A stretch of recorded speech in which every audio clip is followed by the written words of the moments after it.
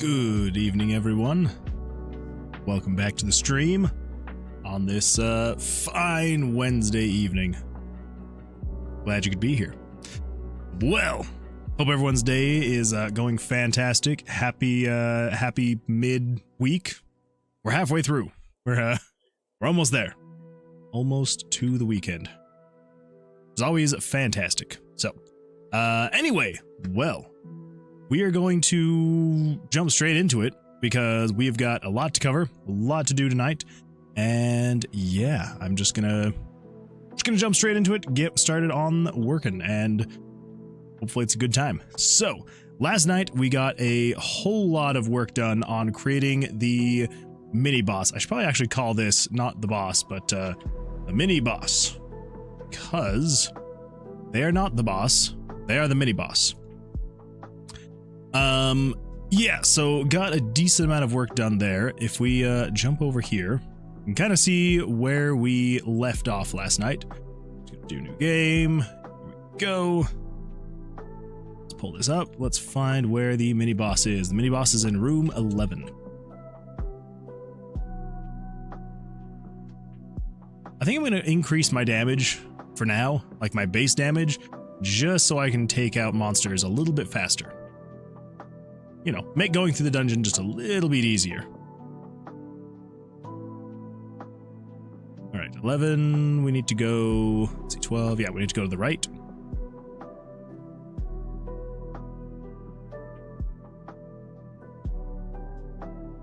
Or maybe I just need to turn down monster spawns. Holy crap, there's so many of them.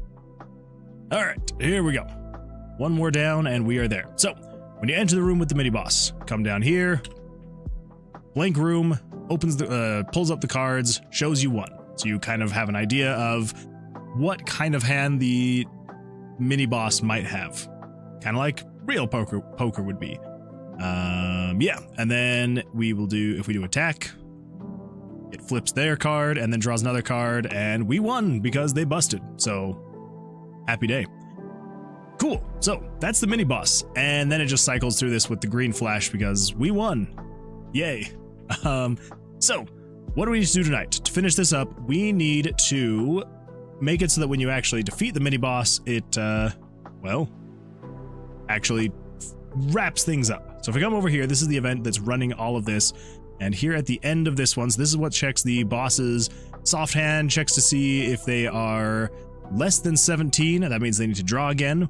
And if they're not less than 17, then if it's a tie, then it hides everything, basically restarts the round.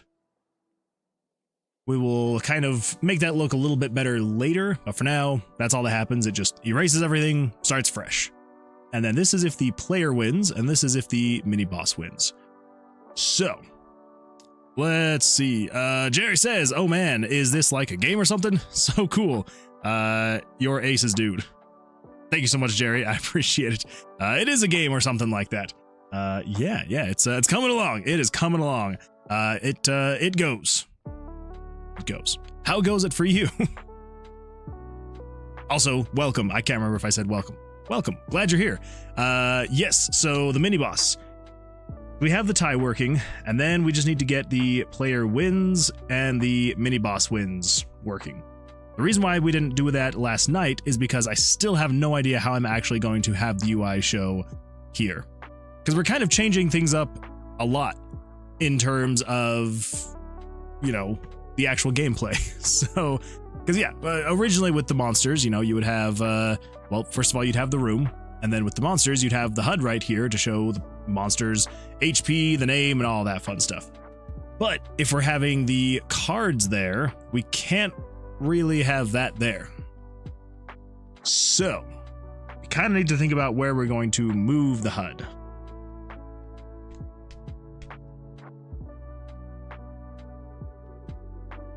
We can put it up top. I think we might just do that. We might just move it up top. Yeah, I think that's going to be the plan. Now do we move it up top for all monsters? I don't think so. We could, but I don't think so. I don't know. Let's see. Axel says, it seems like it's going to be one of my favorite rogue-like indie games. Oh, well, I hope so. I really hope so. I'm going for gold. So if we don't hit gold, it'll be a sad day. Loki, hello. Glad you are at least swinging by to say hey. Welcome. Glad you are here. Let me check and see. Do I have a? Okay. I was just checking to see if I had a notification saying you were going live. But I'm assuming you're probably going to be going live, and that is why you're swinging by to say hi, and then heading off to your stream. Is that the plan? Soon? All right. Sounds good. Well, good luck when that does happen. I mean, whenever you are leaving, I'll also say good luck then as well. Let's see. Jerry says the monster throws the cards at the player and they pause on screen. That could be a good time as well. Or the room area disappears and you can use that space to show cards. Yes. So the room area is going to be hidden. Yeah. So that is going to be like that. Mostly because, one, we need the extra card layers so that we can actually show all the cards that the monster could draw. And then two, I'm trying to decide exactly how this mini boss screen is going to look. It makes it a little difficult when I haven't actually figured out exactly how I'm going to, like, I don't know exactly what monsters I'm going to use. No, the floor 1 rooms area. Oh, wait, over here? Or the rooms area disappears and you can use that space to show cards. We could do that. We could just hide the map. I guess you don't necessarily need the map in this. Yeah. That's true. We could do that. They won't need to know the rooms when they are in a battle. That is true. That's a good point. That's a good point. You really wouldn't need to know what direction the rooms are if you're in a battle. I don't know why I didn't think of that. I should have thought of that. Although I don't think... actually... I think the issue... Yeah, so the issue with that... Actually, maybe not. Maybe not. Let me check really quick. I'm just going to check super fast. So over here in the random tomb generation spawn, RTG show. This is what we need to do. No, RTG spawn. Okay, so this, moving the RTG snake, up, right, down, left. Pass 2 is check if rooms are blocky. Pass 3 is creating room layouts. Pass 4 is creating room layouts. Pass 3 part 2, moving path carver snake. Down, move snake to new room, create entrance, doorway, left, yada yada yada, up and right. Check if any other rooms have ID of 100. And if path carver is moved X spaces, despawn. Okay, set player spawn, set exit spawn, set mini boss spawn. Don't spawn anything in the spawn room, the exit room, the mini boss room. Set current config, show layout.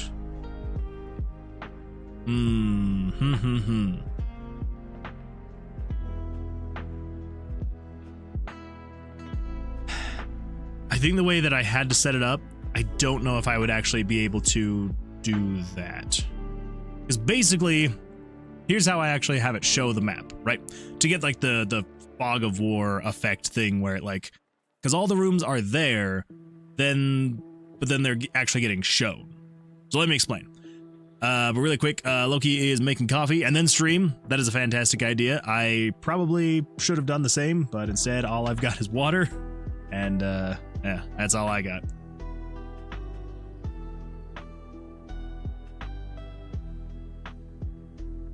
And Axel just hit HR 90, by the way.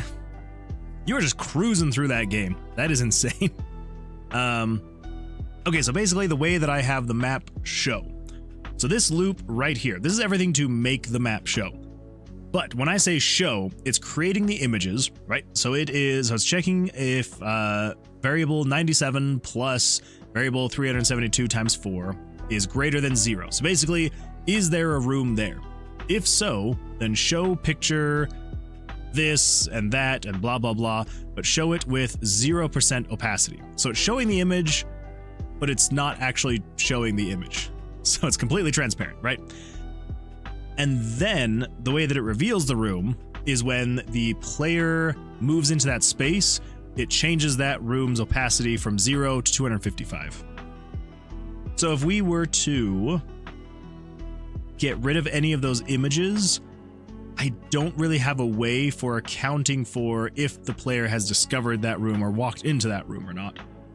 So if we get rid of them, I don't have a good way to keep track of which ones would need to come back after they leave. Make an overlay to that area. That way you don't have to change anything. It's just hidden behind a layer. That's actually how I used to do it. And it got the job done. It definitely used a few less image layers. So basically the way that I used to do it is if we come down here, you can see we've got this image called map 1. So this is how I used to do the map layouts. It was just a static image that I drew, and then I went through and like programmed all the paths and stuff like that out. And then the way that I showed and hid rooms was I had a combination of overlays that would cover the rooms. So right here, it's kind of hard to see. So it's this black rectangle here. So this is Fog of War, FOW 0. So it covers everything. Fog of War 1. So the left one is revealed. Fog of War 2, the middle one is revealed. Fog of War 3, the right one is revealed. Fog of War 4, the 2, 1, 2, yada, yada, yada. So. Excuse me. So that is actually how I used to do it. It did use less images, but it wasn't great. So, yeah. Unfortunately, I don't think I'll be able to do something like that. The map stays there, it's just hidden behind the card display. Well, the issue with that is RPG Maker is extremely limited on the amount of images that it can use. So RPG Maker only allows for 100 image layers to be shown, like ever. Not just at once, but like ever. So if I come in here and I say show picture, you can only go up to 100. So 100 is the absolute max. You can't go above that. And I am using a ton of images. So the backgrounds for the map are 1 through 5. The player section is using the player is using image 6. That's like the player's face. 7 through 22 is the inventory, so the dice. The card section, so that's the section down here. So this is for buttons, the cards, all of that fun stuff. It's using image layers 23 through 36. The POV, which is this whole section here. So this is the room, the decorations, the monsters, the cards for the boss. That is using 37 through 48. And then the map, so this section over here is using image layers 50 through 92. So it, yeah, wouldn't, I mean, I do have a tiny bit of overhead. So I've got 92, so I would have image layer 93 through 100. So I do have 8 cards that I could like 8 picture layers that I could work with. I just don't know if it's going to work very well. I don't know. I don't know. We might. If it doesn't work here, then yeah, we might try and utilize this section. So we'll see. Let's see. Jerry says, use your old map Fog of War thing, but instead you cover up with the floor 1 map area with a card display area during battle. Then just remove the overlay when the battle is over. Yeah, so I do like the idea of trying to use this space because, again, like you were saying, you don't really need to know your surroundings when you're in battle with the mini boss. Although I would still like to have it be so that the player can try and run from the mini boss. So I think the player maybe would need to know which direction to go. I don't know. I don't know. Well, we'll see. I think for now, what we're probably going to do is we are going to just move this overlay for now. We're going to move it up to here.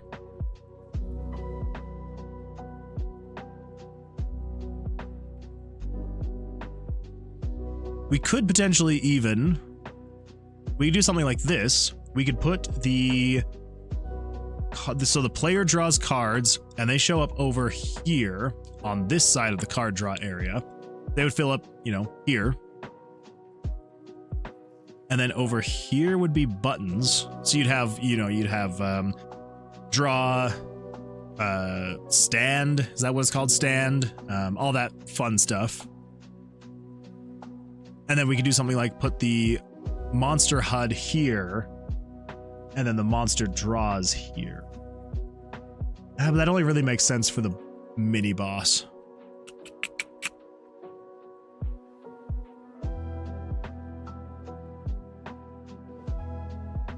Yeah, I think for now we're just going to move the monster HUD up to here.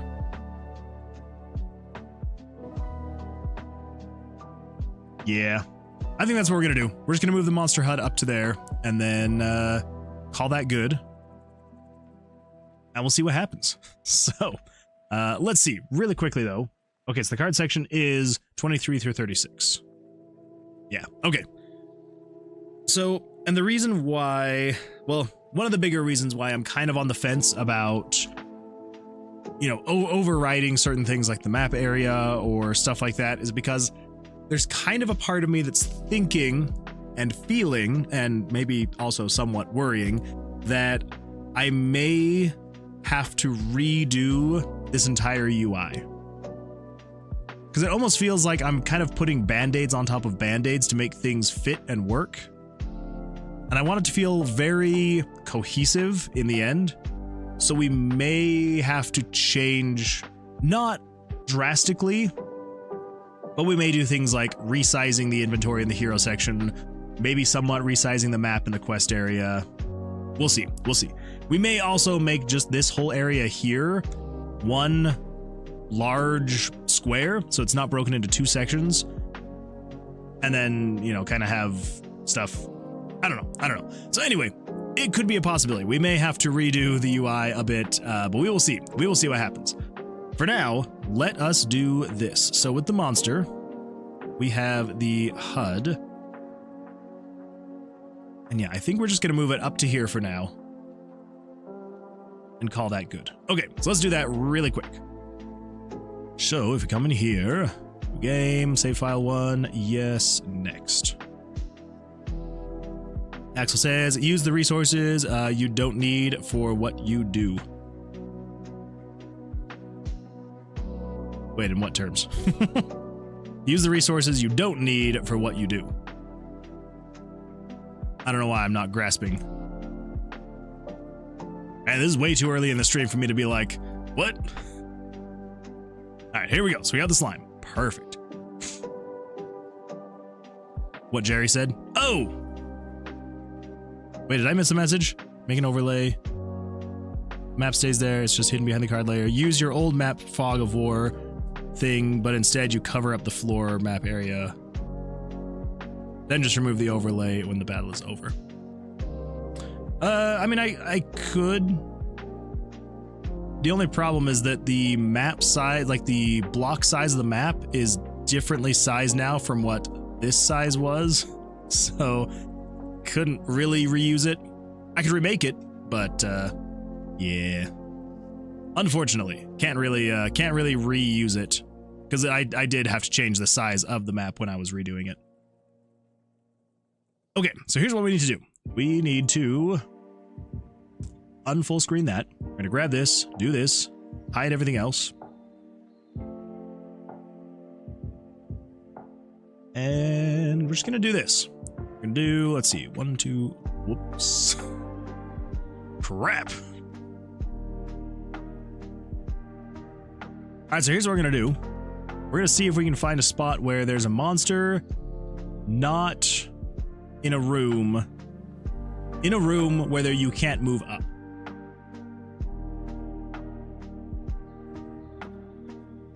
So let's go all the way to the top. Because I completely forgot, if you, actually, maybe I can hold, of course. I think if I just do this, if I do Geoslime, I think if I hold down Shift, Control, Alt. Well, it's all centered anyway, so.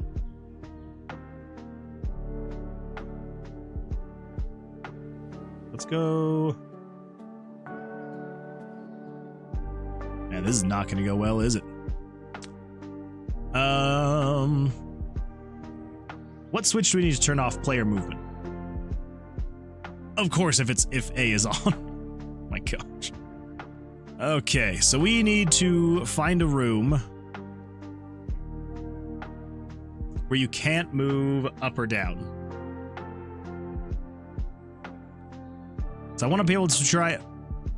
Well, there we go. That was easy enough. Okay, here we go.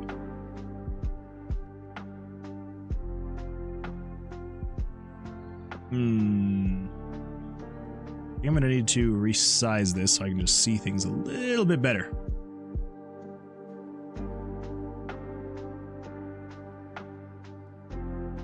So if we do 1, 2, 3, 4, 1, 2, 3, 4. There we go. And then let's grab, so yes, we've got Necro Slime, and then this is the HP. 4, 1, 2, 3, 4.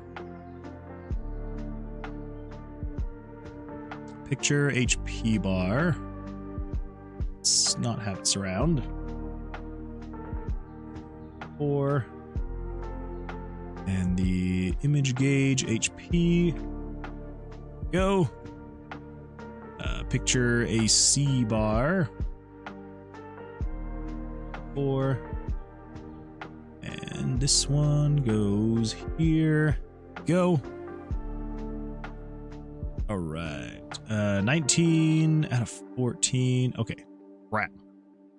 That one is not centered. That's fine. That is fine.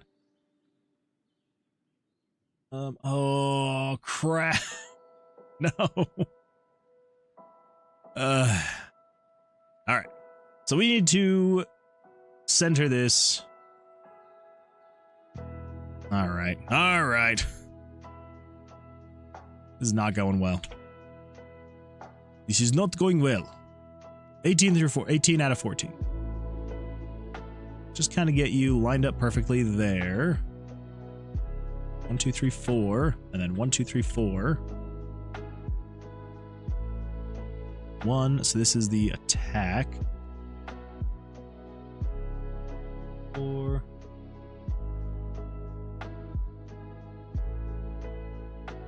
You lined up with these numbers.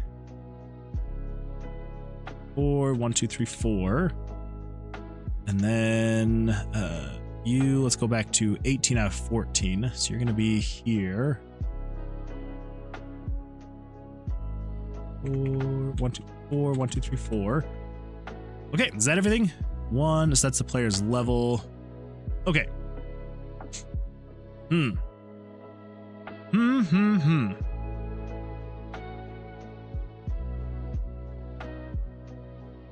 That kind of looks terrible.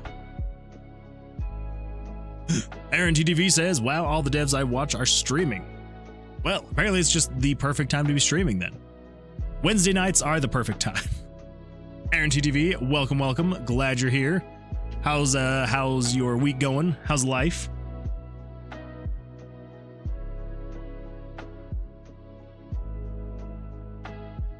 So I think what we would have to do. Crap. Yeah, we would have to shift the map down,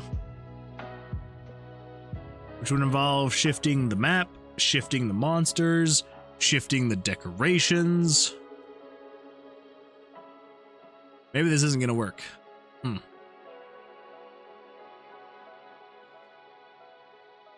Aaron TV says, let's see. Other than the 10 hours of coding hell I just did, I just released my biggest patch to my game to date. Very nice. Well, the 10 hours of coding hell, not so much nice. But releasing the biggest patch to your game to date, that is absolutely fantastic. Congratulations. Yeah, that kind of stuff can be extremely stressful. So glad you got through it. Glad you are in one piece. Yeah, it's never fun. But, well, until you get it out, then it's fun. Then it's a good time. That's awesome. Congratulations. Let's see.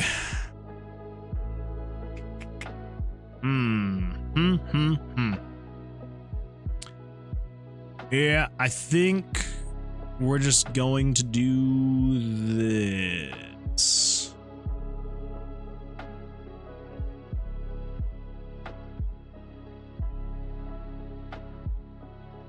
Okay, so we've got 1, 2, 3, 4, 5, 6, 7, 8, 9, 10. Okay. 5, 6. 1, 2.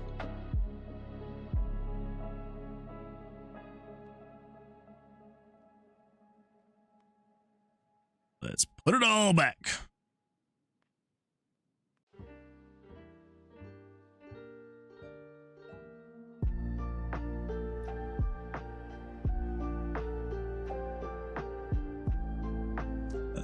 Let's see, Tech 6 is the HP.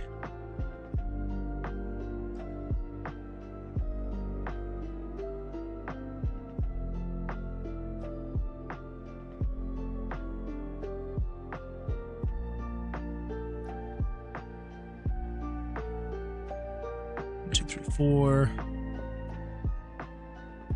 And Necro Slime.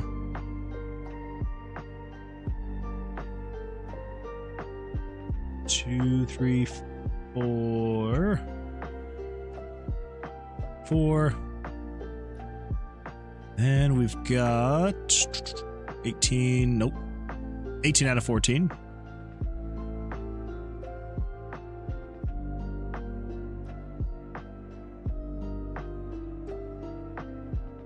4. And last but not least, the attack.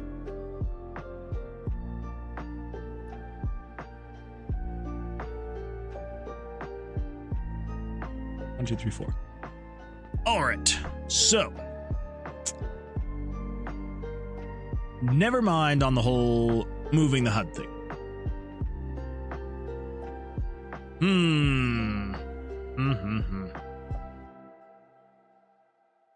We'll figure it out. We'll figure it out. We'll get there. Aaron says, long story short, I had to get the game to give me an item count. Let's see, give me an item count of an item and then apply a numbered value to it of how much points are going to take away while the morality points for that area, while making sure the game doesn't recount the item already in the player's inventory and not recounting the item in the player's inventory if they go to a different map and steal their... It was utter hell. That sounds like a lot of ifs and elses there, and that can get very messy very quick. So I'm glad you got to the bottom of it. Glad you got it worked out. And yeah, that's once you get to the other side of stuff like that, I know that it feels a lot better. So hopefully you're feeling better now that you've gotten to the other side of that coding hell. All right, so here is what I'm thinking. I think if we do something like this, let's make it so that the HUD doesn't hide when you are with the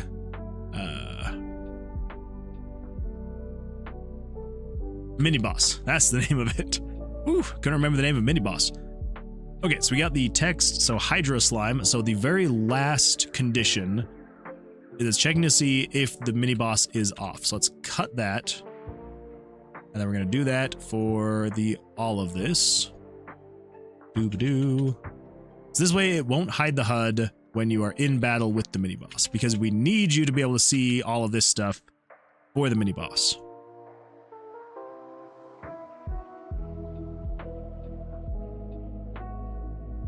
Yeah, I've been thinking maybe for a while I may need to redo the UI.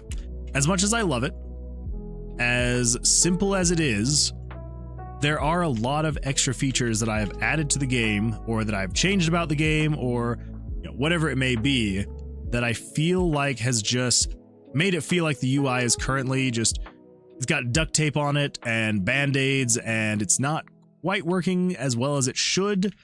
And I'm just like, maybe I do just need to completely redo it at some point. At some point is the key word here. So, because maybe it'll work out and be fine. But for now, I'm kind of like, it seems like it's just kind of getting a little bit too old, and it's just not compatible and not capable of doing what I'm wanting it to do, which are, things like mini bosses and text and other buttons and stuff like that. Just, I don't know, especially the center portion just doesn't seem to be working as well as it should. So we will figure it out. We will figure it out. It's really an oak. Yo, welcome to the stream. Glad you're here. Glad you popped in. Always happy to see you here. Axel says it's held together with hopes and dreams. It really is. It really is held together with hopes and dreams. For too long, I've been sitting here hoping and dreaming that it will just kind of work well, and it has worked well enough. It gets the job done, right? But now that I'm adding the mini boss, I'm like, it doesn't work the way that it should. So I'm kind of like, yeah, maybe we do need to redo it. Another reason why I'm considering, oh man, it just looks so bad like that.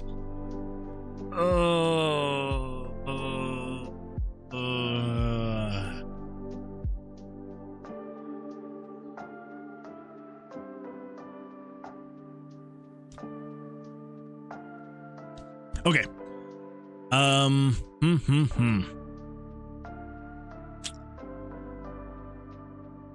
Well, there are a couple things that I am realizing we need to fix. I guess the first thing we could do is hide the name. Maybe if we hide that, it'll look slightly better.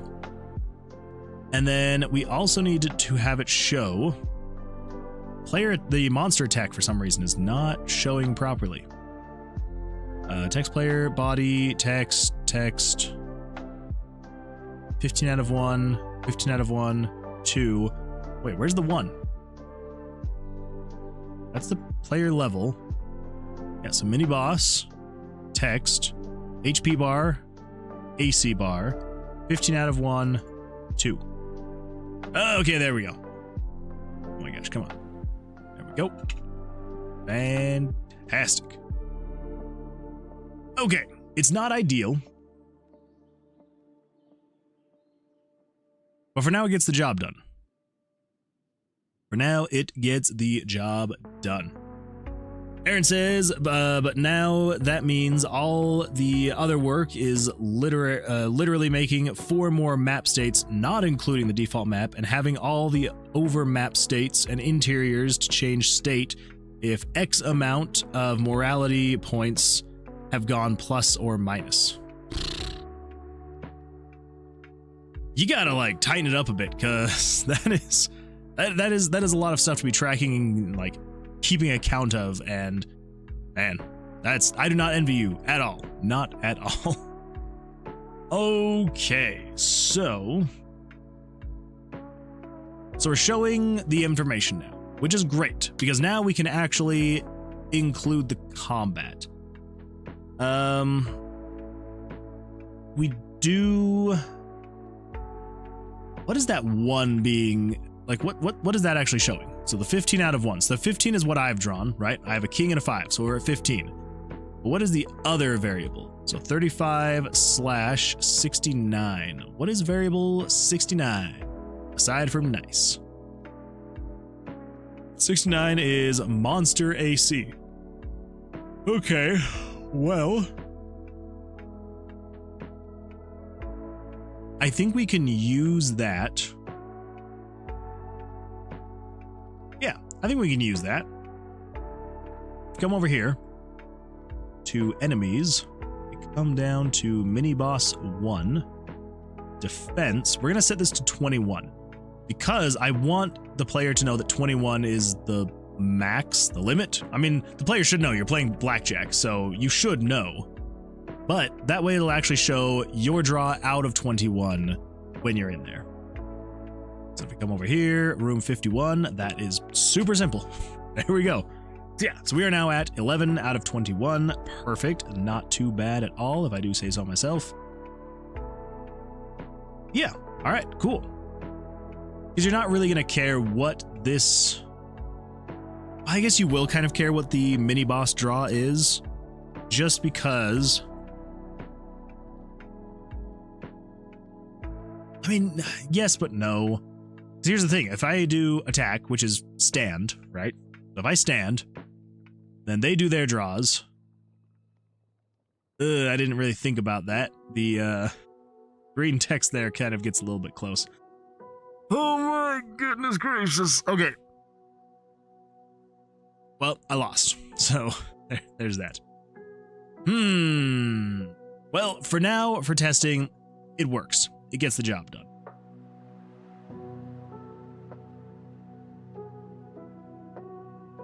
So I think what we could do, if we say when it is applying, let's see, over here, you stand and then it comes in here. This is setting everything here. Card value 5 equals 0. Okay, 4 equals 0. Okay, cool. Then over here, check card values, sets the total card value to 0. And then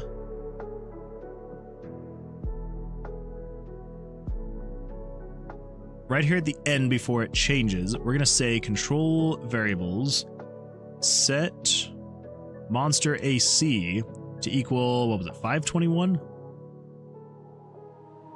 Total card value, yes.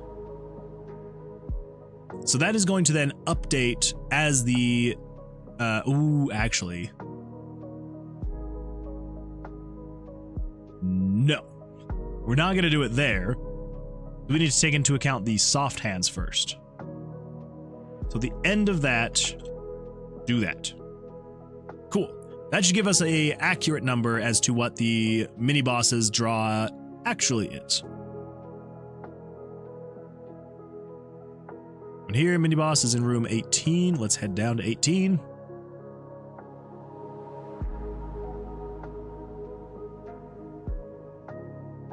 Would be down and then to the right.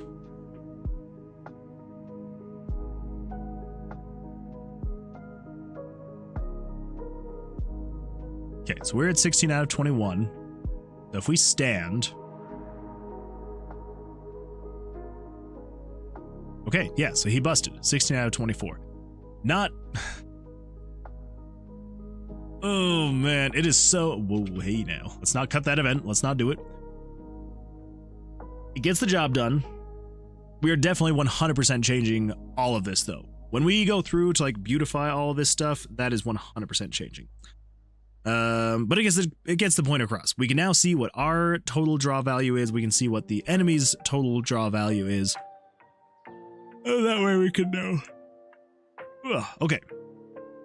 So I think at this point, let's make it so you can actually attack. Which I think should be as easy as this. So if player wins, we're going to say control variables, control switches, turn on. Should be like monster, hit monster. Turn on hit monster.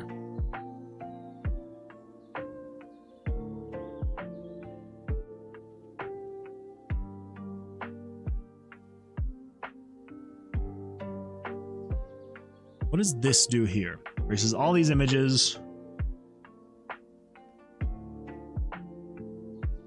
And then does that.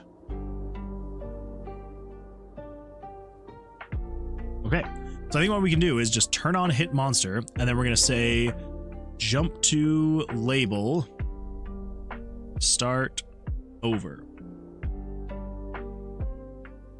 And then up here, we're going to say label, start over. Cool.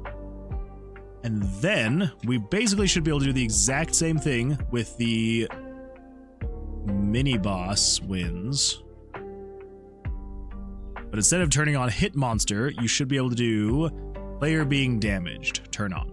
And then jump to start over, it erases all the images. And we should be good to go.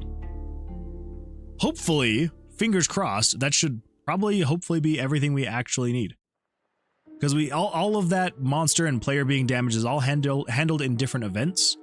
And so we should just be able to turn on those events switches and they'll take it from there. Hopefully. Time will tell. Time will tell. Let's see, Cerulean Oak. Yeah, on my third game prototype. And this time I really spent some time planning on how the different systems are meant to work together. And I feel like I'm hitting long bug swashing sessions much less often. I'm not having to re-engineer things halfway through, just expand on the original framework. But admittedly, the start of the project was very boring and difficult to get through.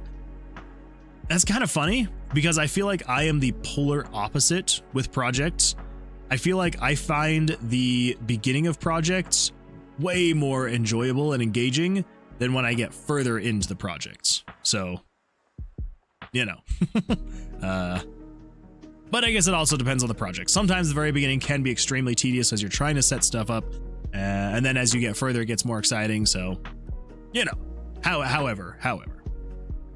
Frojo95, sorry I'm late. There's no such thing as being late. Welcome to the stream. Glad you're here. How's your day going? All right, so let's take a look at this mini boss.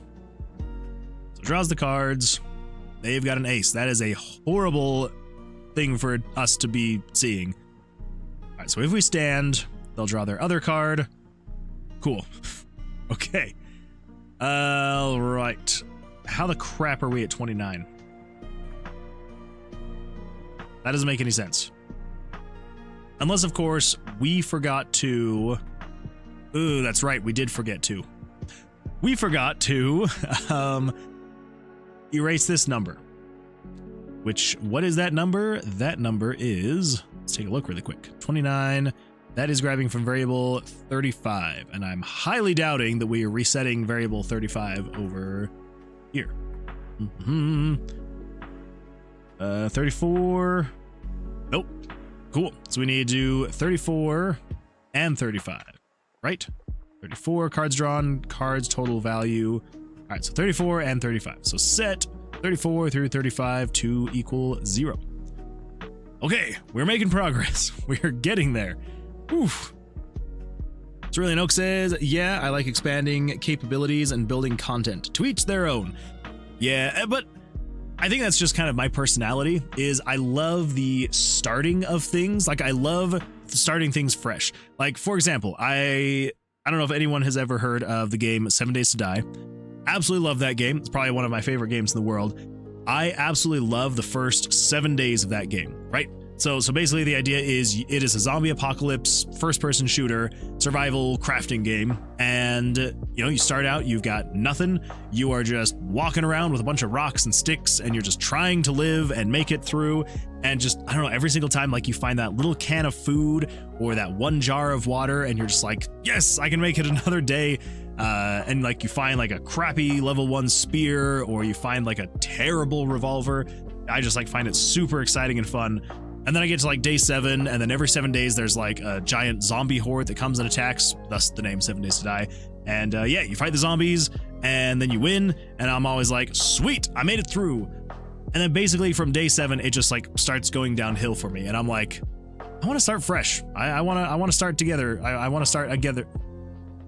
I want to start again. Whew, I could not say that. And yeah, I almost feel the same way with game dev stuff as well. Obviously, this one is different from that of the past. And yeah, I absolutely am loving expanding on this. But there are some times that I'm like, oh, I want to start a new game. I want to start fresh. Oh, we got a Blackjack. Fantastic. Anyway, yeah, so that's me. But again, like you said, to each their own. Frojo95 says, okay, just busy. Happy to watch the progression of the game, though. That's all right. I know how that goes. Life is extremely busy, so I am just happy you're here, whether it is for just a little bit or if you're just here to lurk in the background. I appreciate you being here. Trillian Oak says, yes, games often overstay their welcome, like Luigi's Mansion was a really short game compared to other games of its time, but it is really an almost perfect amount of content for what the game is. I actually have never played Luigi's Mansion. I've seen it played a handful of times, but I've never actually played it. So I've heard it's fun. I've heard it's good. Let's see. Axel says 7 Days to Die is fun. Absolutely. Very much so fun. Just not alone. Oh, you don't like playing by yourself. I go both ways when it comes to 7 Days to Die. I absolutely love playing with friends, but I also really like playing by myself. So yeah, yeah. I was about to say I like it both ways, which I guess technically I just did. But I'm not going to say it. I'm not going to say that. I like both play styles. I like playing by myself because I don't feel like I'm having to, check with other people and being like, oh, do you want to go do this now? Do you want to go do this? I can just be like, I'm going to go do this now. But it is a lot of fun to play with other people and work together and take out hordes of zombies together. It is an absolute blast. Oh, my muffin says, you what? Luigi's Mansion Golden. I know. I really do need to play it. Maybe one of these days I will. I should probably I don't know. Don't they have Luigi's Mansion 3 or something like that on Switch? Whichever one it is, I feel like I need to play that one. So, how dare you? I know. I'm sorry. I'm so sorry. Also, oh my muffins, I don't know if you've been here in previous streams since your subscription 5 days ago, so we're going to replay it.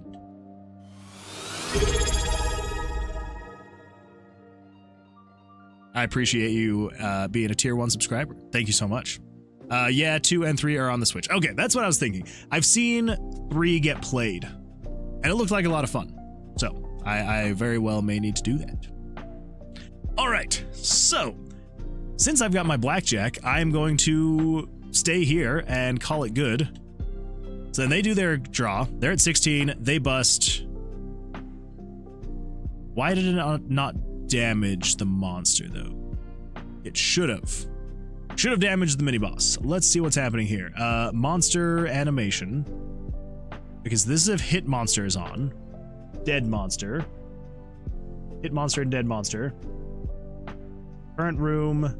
Monster is greater than 101. Is the current room monster 101? I think it might be. Maybe. So it should be turning on. Yeah, 14. Hit monster. Let's come over here. If you win, player wins, turn on hit monster. Number 14. Okay.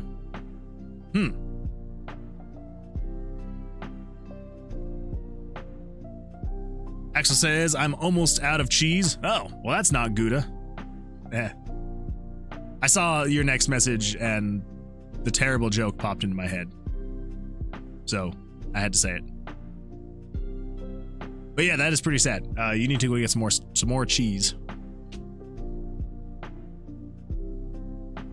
It's been a while since I've actually sat and snacked on cheese. Now I really want some cheese. I had Munster before this one. All right, it sounds like you are a little bit more classy when it comes to your cheese. I'm more of a provolone or a pepper jack or cheddar when it comes to my cheeses. I would, but I haven't gotten paid yet. Oh, well, that's okay. That's fair enough. That is fair enough. If you haven't gotten paid, it is kind of hard to go get some cheese. So, completely understandable. Well, then when you get paid, go get some cheese. So why? So it goes to start over. Maybe do we just need to wait? We just need to say, hey, wait for 60 frames. Let the whole hit monster thing happen. Wait a minute. Over here, monster animation. Ooh, that could be a problem. This is trying to move picture number 39, but 39 does not exist because that's like animating the monster. Crap. Bababooey.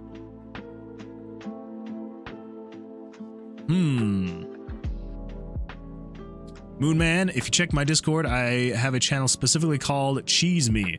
Any and all donations right now go towards cheese. I do remember you talking about that, actually. Yeah, that is an absolutely fantastic thing to have a donation for. Yeah, I like it. If I had a little bit more disposable income right now, I would 100% cheese you. Things are a little tight right now, though, unfortunately. Otherwise, I would love to absolutely sponsor your Gouda. Actually, no, I would specifically request that you get pepper jack. I would request that you got pepper jack cheese. where is it actually damaging the monster? So this is, so that flashes the monster. This is moving it around, like it's shaking it when it gets hit. But it doesn't actually reduce the HP of the monster. Is that happening here? Nope. Here? Yes, here. Attack. Attack button. It is. This is where it's actually damaging the monster. Cards drawn -1.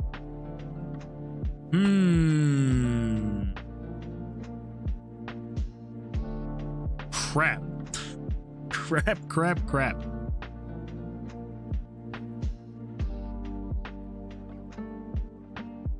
I didn't even think about that. I did not even think about that. Yeah, so this is all the logic for actually hitting the monster. Hit monster is literally just to animate the monster. It's not actually doing damage.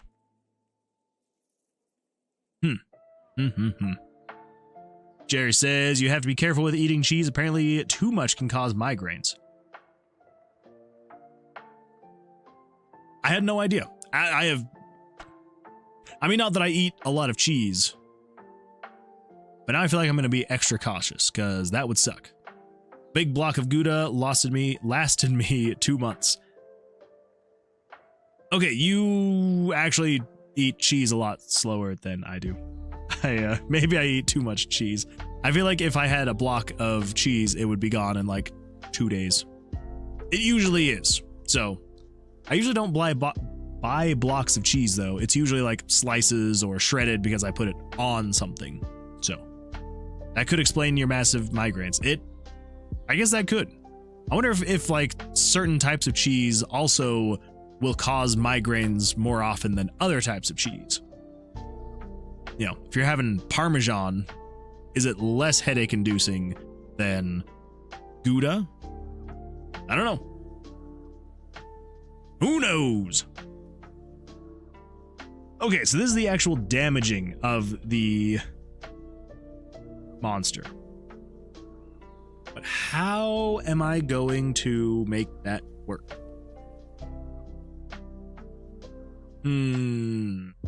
I could copy and paste this, but that would require that whenever I update this,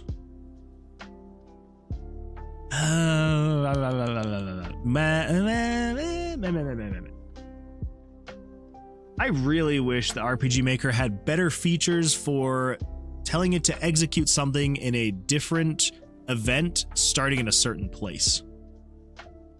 I can't really do that. Can't really do it, unfortunately. Jerry says, no, I meant that for Axel. You have to eat a lot of cheese all the time. It's not like brain freeze. Oh, okay, fair enough. Axel says, for my birthday, my husband bought me a wheel of Fontina cheese. I don't know if I've ever heard of that one, which is very sad because my Heb no longer sells it. Anyway, that 20 pound wheel. Okay. All right. If we're talking in terms of pounds, maybe I could make that last a while. See, I was thinking like the little blocks of cheese you get at like the grocery store that are like $1.50. That's what I was kind of envisioning. So when you were saying it lasted you about 2 months, I was like, how the crap did you make like this tiny little, 8-ounce block of cheese last? But that makes way more sense. Okay, yeah, 100%. All right. It's all clicking now. I was like, I pace myself, but I can go through a block of cheese pretty quickly. We are talking about very different blocks of cheese. That is for sure. Also, the blocks of cheese I buy, they go bad in like a couple weeks once they're open, so, I can smash a small block of cheddar in a day. Yeah, I probably could as well. If I just like had it next to me, I would just eat it continually. So I have to keep that kind of stuff far away from my desk. If I'm sitting here, I have to keep most all snacks away from me. Otherwise, I will just sit and just snack. But if I don't have snacks next to me, then it's not a problem. So, you know. Okay, so how are we going to do this? Because we need it to be waiting for the mini boss to draw their cards. And then after they draw their cards, then it needs to do this. Turn where monster is greater than 0. Mini boss mode is on. Turn on stand and then exit event processing. Okay, alright. Well then. Ooh. I know what we're gonna do. I know what we're gonna do. Don't exit event processing. We're going to enter a loop. And we're gonna say conditional branch. If the switch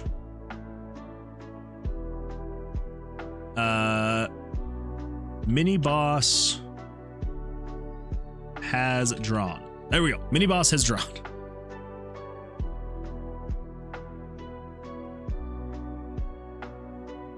Yeah. No. We're gonna do mini boss player 1. Oh no, crap, that's not gonna work.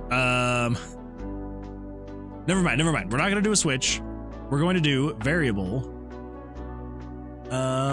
Where's an open variable? Right here. We're gonna do MB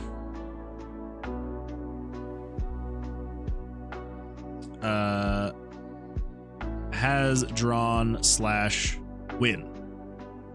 This is all gonna make sense in just a little bit.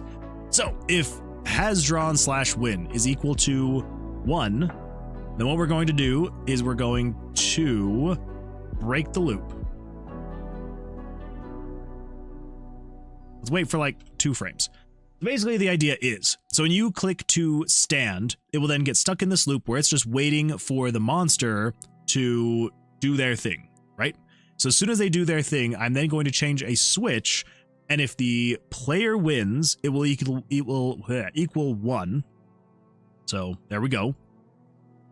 And then if it's equal to 2, which means the mini boss won, then we're just going to exit event processing.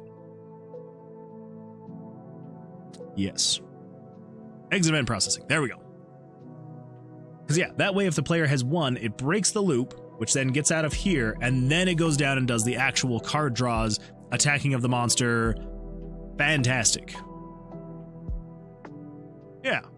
Yeah. Fantastic. Cool.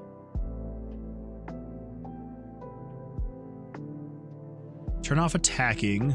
Blackjack. Okay. So then down here, let's say... tie... Okay, so if the player wins, control variables, set U to 1. And if the mini boss wins, set U to 2, and then do start over. Let's wait for like 120 frames for that one. Okay. Let's see what happens here, because I have no idea what's going to happen. I'm going to hope that it works. In my head, that seems like it should work out. But we're going to see what happens. Oh, man. All right. A small stash of cheddar in a day. The monster, 4 pounds each. Freeze the cheese. Well, but if you freeze it, it's just not as fresh tasting, right? That's how my cheese lasts so long. All right, that's fair enough. Fair enough. Melt it down and drink it. You consume more, and there's less waste. I don't know if I could drink cheese. That just seems too much. Throw it in a blender with a cup of wine and you're fancy. I do like to be fancy sometimes, you know, pinkies up and all that jazz. Cheese wine though? Is that actually... I'm not even gonna ask, actually. No, I'm not gonna ask. Melt it into an entire bag of Tostitos. Yeah, I could do that. Heb is a Texas specific supermarket. I I lived in Texas for 2 years, and I can't think of what you are referring to. Is it a specific part of Texas? Because I was in the Dallas area for 2 years, back in like 2010. And for some reason, is that an acronym? HEB? I can't think of what that supermarket would have been. It's an anagram here. Here, everything's better. Oh. Well, I guess I should have just read the next message that you wrote. Anyway. Anyway. All right, let's go test this thing. Let's go test this thing. 56, and we are in 5. We're gonna get a new spawn, because that is absolutely terrible. 16, and the boss is in 33. Good enough. Good enough. No, wine sucks. A $5 bottle of wine won a competition because it was claimed to be a $500 bottle of wine with a custom label. I will agree. Well, there was one wine. There was one wine that I've had that I was like, this is actually really good. I think I took a picture of the bottle because I wanted to remember it. It definitely was not your typical bottle of wine. 100% was not. I swear I've got to have it still. Oh, there it is. I'm not sure where the actual thing would be. Bartenura Moscato d'Asti. I don't know.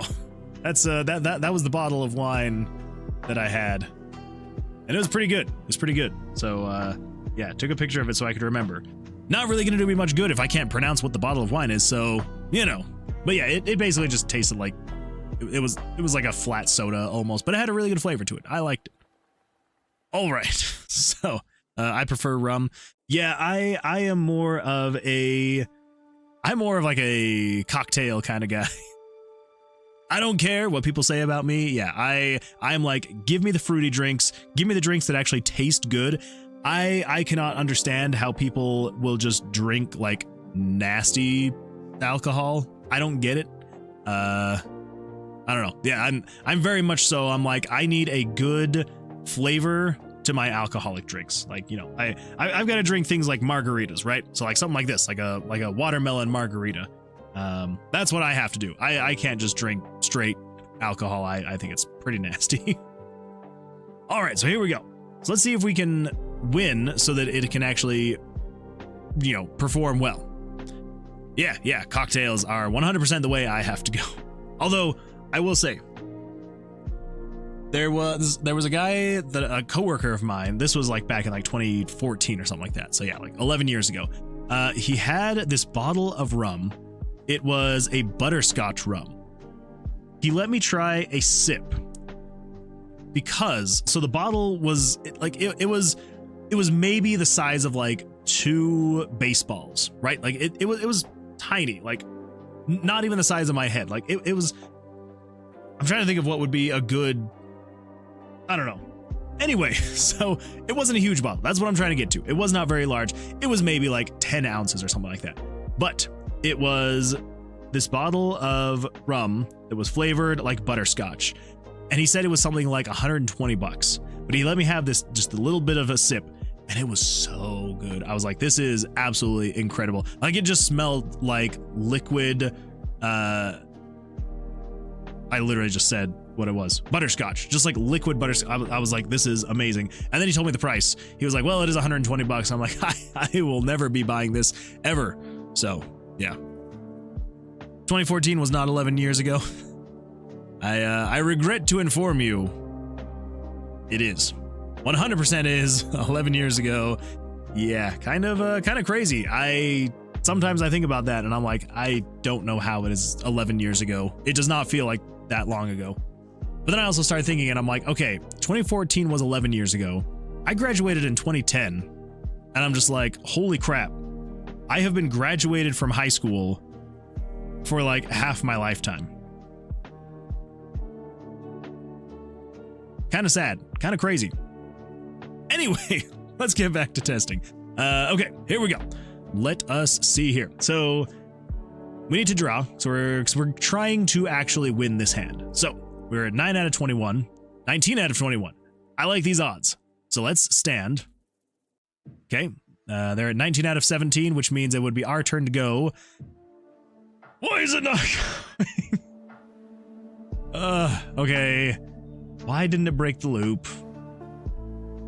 Man, this is another, like, this mini boss. I'm kind of like, it's not going well. It is not going well.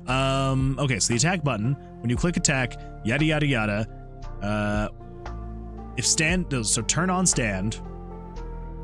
Wait a minute. Crap. All right, well, what if we delete event page? Let's delete event page. I think that might have actually been the issue, is that it was taking me to a completely different page on the event, so it couldn't actually function. Yeah, okay, all right. I think that was my bad. Let's come in here. Let's get this right. Here we go.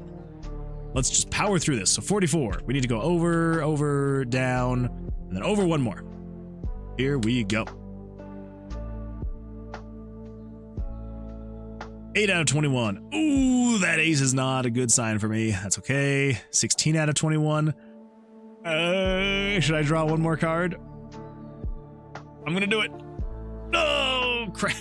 Wait, I should have a soft hand. Why would that not have given me a soft hand? Did I break that?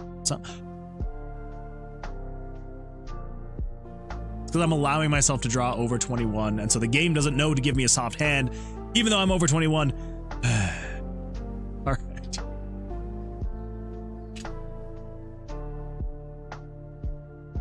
I still would have technically won, so, you know. Aces are 1 or 11.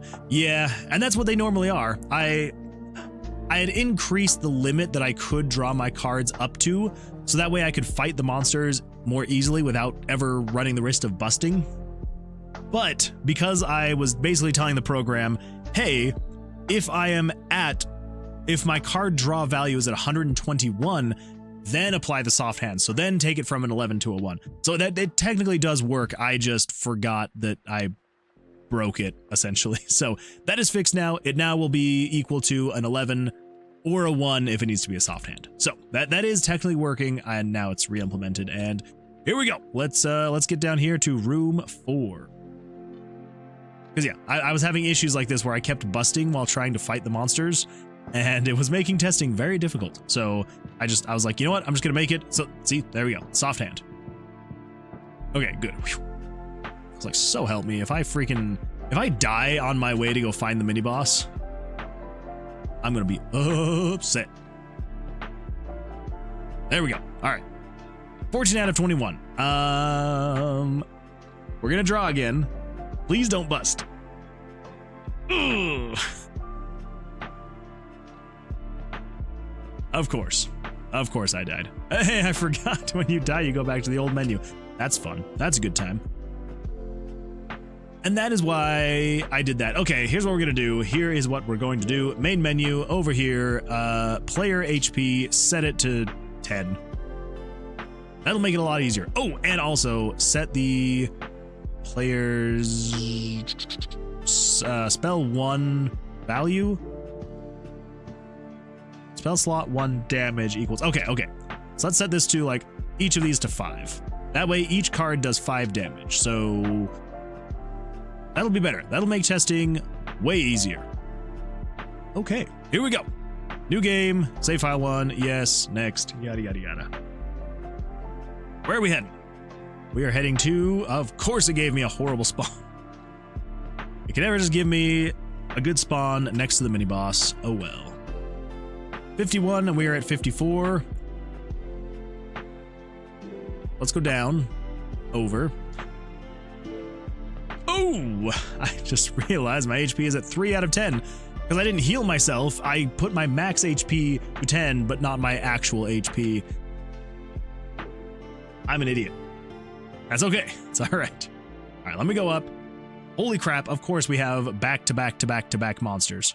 Here we go. Okay. We're at 10. Let's draw. 16.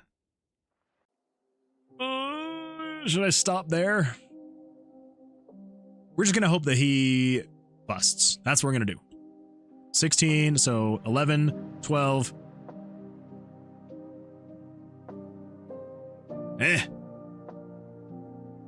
Oh, this is so buggy. Of course I busted. Hey, I got a blackjack. All right, here we go. Let's stand. Why? Why is it not doing anything?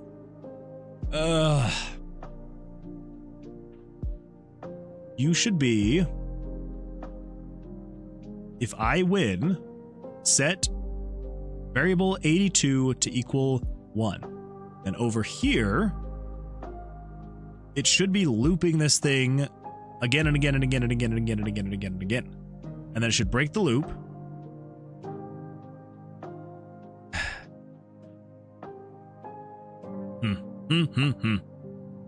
You really should make it so that natural blackjacks auto win. Yeah, I definitely will be adding that. Just so, yeah, if you ever just draw a blackjack, it'll just automatically go. I will be adding that. Yes, eventually. That'll kind of be one of those like quality of life things that I eventually add. Piano! Did I make it at a reasonable time? You absolutely did. We've only been going, I don't know, just a little over an hour. So I would say absolutely reasonable time. We still have several hours left. So welcome. Glad you are here.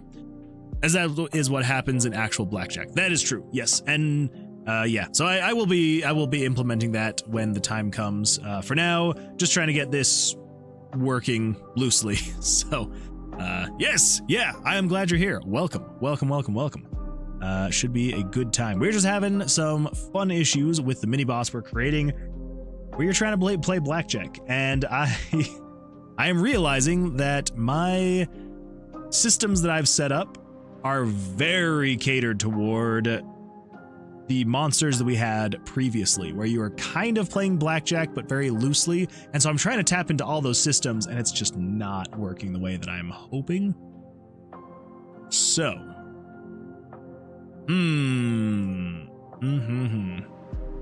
picked up. Let's see if C is on. B, A, cards drawn is 8. That's all card draws. The attack button. Okay.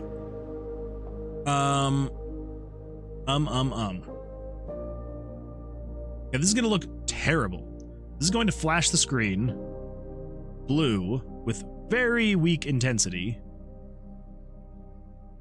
Every 5 frames or something like that. But don't wait. And then, if you win, it's going to flash it green, a little bit more intensity. And if you lose, it should flash it red. Okay.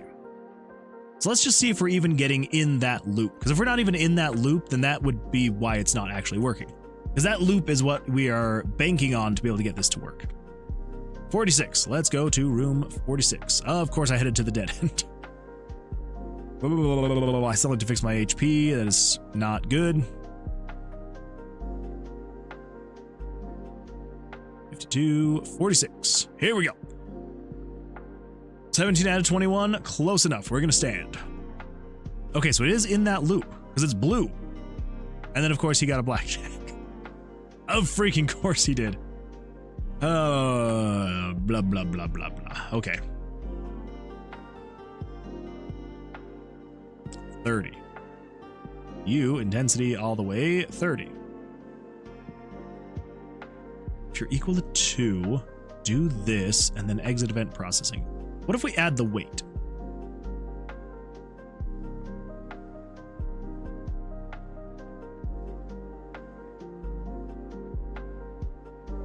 Nope, we do not want to continue. New game. Yes.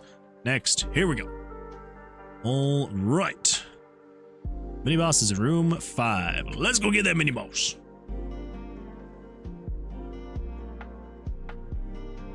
Should I just turn off monster spawning for this testing? I feel like I should. Just have item spawning on might be the better way to go.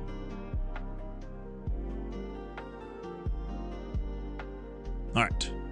So we're at 11. Let's draw. 19. We're gonna stay. Okay, so I'm gonna stay. It's gonna do its thing. 16. Okay. But like, why aren't you then going and doing the rest of this stuff? You're supposed to break the loop. That's the loop. It should break the loop.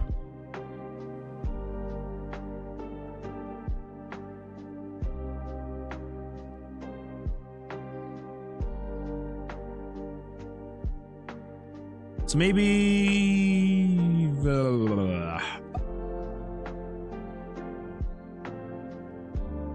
Card total value is greater than monster AC.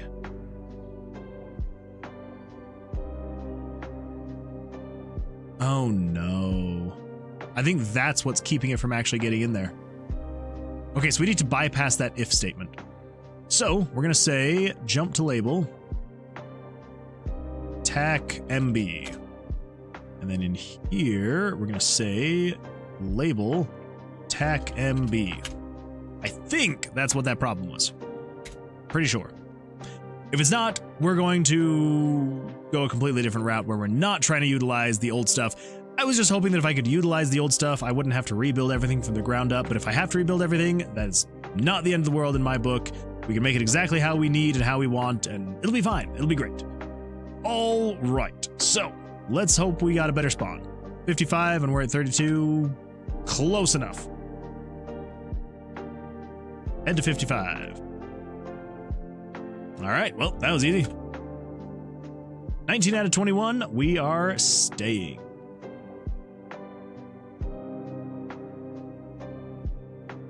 It all goes so ridiculously fast that I cannot process what is happening. Okay, I believe that was me losing, though.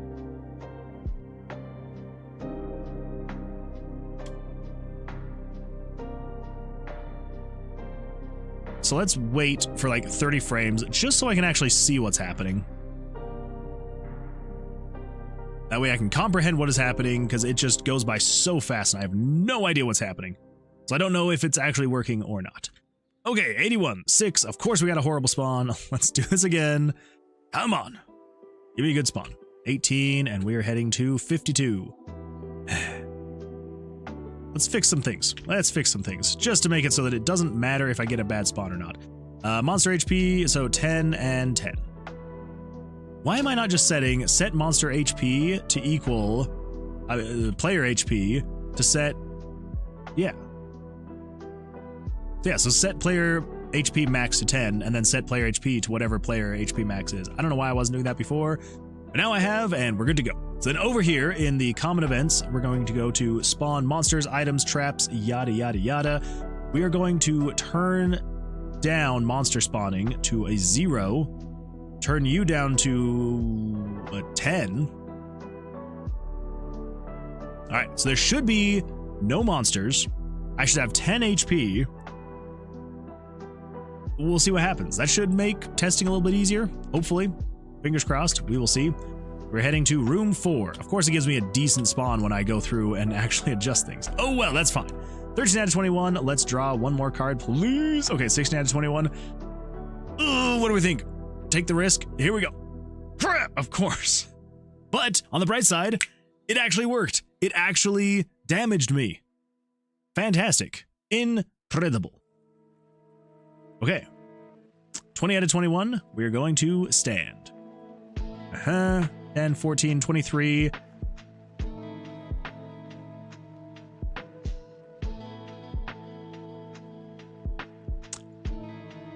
It was buggy. It was very buggy. But, so if I come over here and I draw again.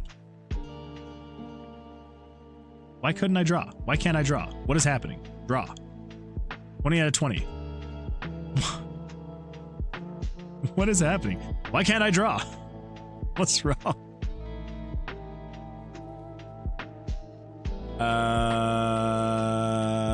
Okay.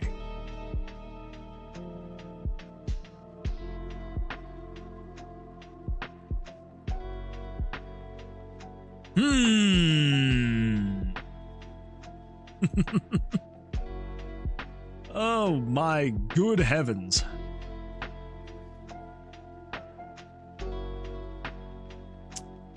Okay. Well.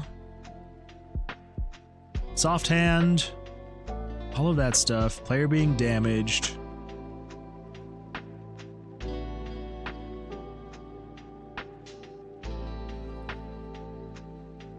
Picked up. Draw cards. Okay, so here's what we need to check and see. We need to check and see if draw cards is on. And then cards drawn. That should also then be equal to 0.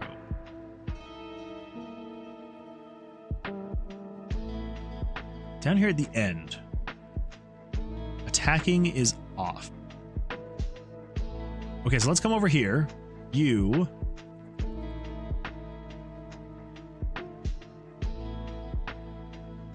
Player wins.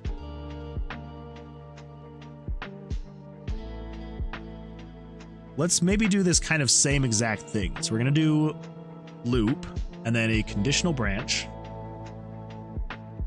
If player attacking, oh, not variable. If player being damaged, player, where are you?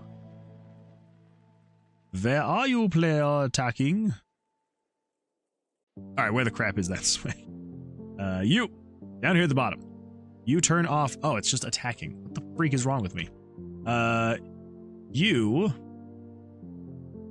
Nope. You. If attacking, 27. So if attacking is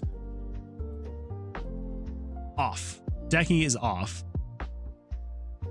Then we are going to break the loop. So loop's in here. If attacking is off, break the loop, and then do start over. Cool. Gonna wait 2 frames. We're good. Now let's see what happens. Let's see what happens. I'm at 34. The monster is at 17. Good enough. All right. Let's try busting and see what happens. So 11, 14, 24. I get hurt, but it doesn't reset any of this stuff. It should.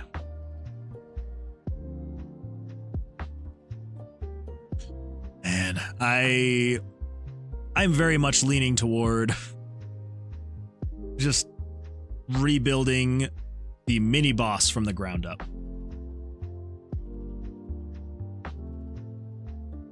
Trying to reuse all this stuff, while useful,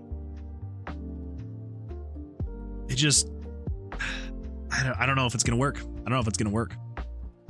It is just, there's just so many specifics that I set up for the other monsters that I don't know if we can use it with a mini boss, you know? So if mini boss wins, wait for 30 frames, turn on 2, and then jump to start over. Start over is up here. MB stand execution is 522.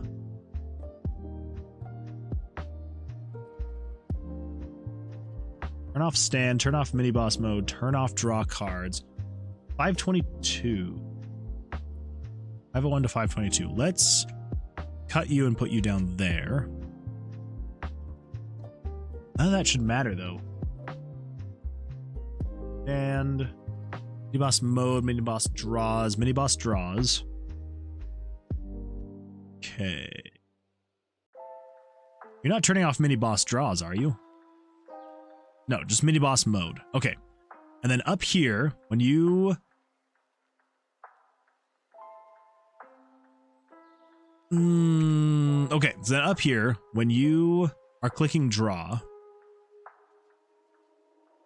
soft hand, bust.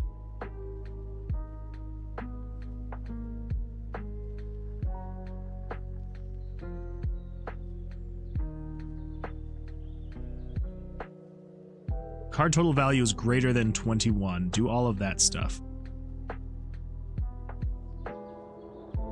And then bust. Okay.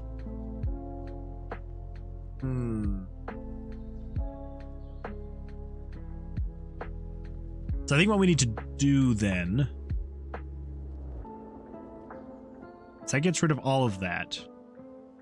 Player death, player being damaged, takes care of all of that, and then we need it to still do this. Okay, that's why it's not actually doing this, is because it's, well, not actually telling it to, which I thought it was.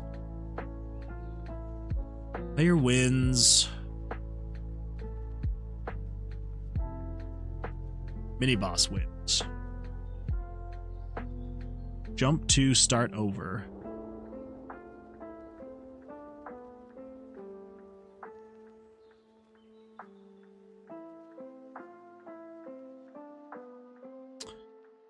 You know, yeah. There's just so many moving pieces that I'm like, I don't think we tried to utilize the same stuff that the other monsters were using. It's close, but there's just so many other tiny little things that I'm like, well, we can't rely on those because, you know, it's not. So anyway, yeah, I think we're just going to build the mini boss stuff from the ground up. We can still keep this because this is what I just built, right? So basically what we're going to do though is over here on the card draws, attack button, you're released, current room monster is greater than 1, turn on stand, and then we loop you. We do not want to loop you though. We just want to say delete. Yes. And over here, if stand is on, then do that. Okay. And then on the player damage, I don't think we changed any of this, so we should be good there. Monster animation, we shouldn't need any of that. Room decor animation, shouldn't need any of that. Player damage, yeah, none of this should be associated with that at all. So, I believe at that point, let's turn on monster spawning just for a little bit, just to see. I want to make sure that I didn't break the actual combat with the monsters.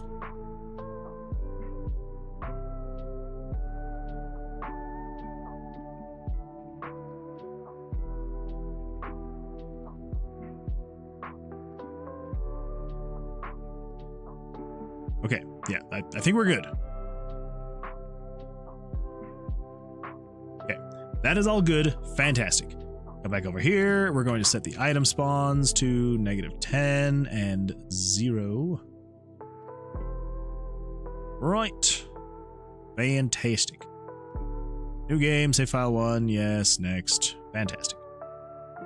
Okay, so we've got mini boss in room 6 and we are in room 17. So all of this is working still. If we were to draw 14, 17, and then if we attack,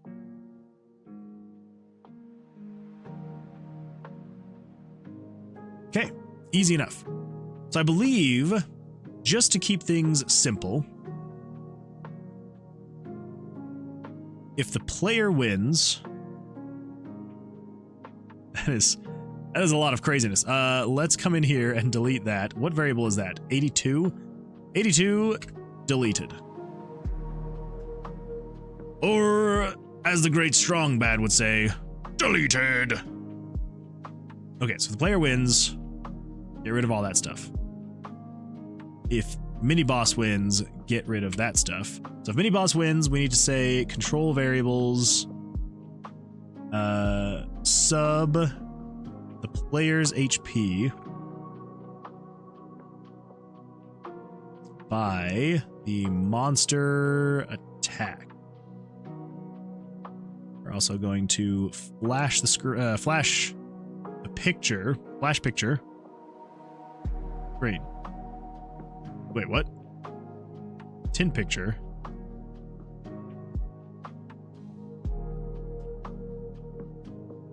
Can I not flash the I swear you could flash pictures.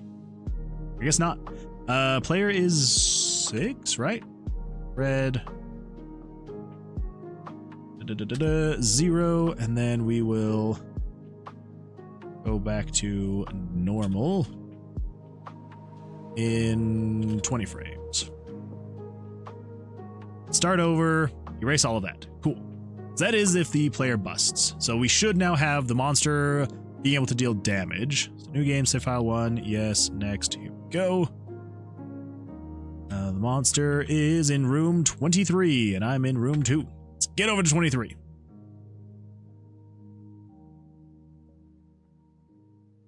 One, 22, 23. 19. So if I draw one more time, it should flash my player image. So it's going to wait for 30 frames just so I can kind of see what happened, do 2 damage to me, and then erase all the cards and start again.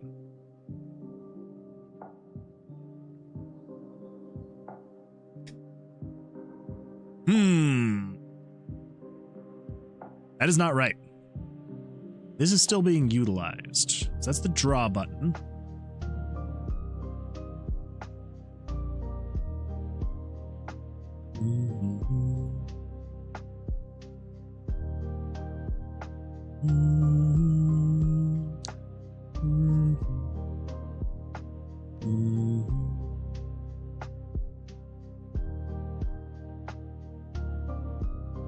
That's all over here. Bust, flashes the image, damages them. Player being damaged. Okay. So what we need to do is right here, if mini boss mode is on. No. Oh, that's right. That's right.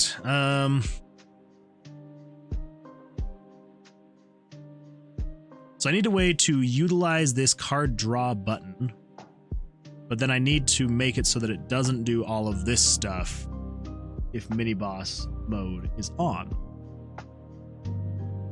Okay, well, let's say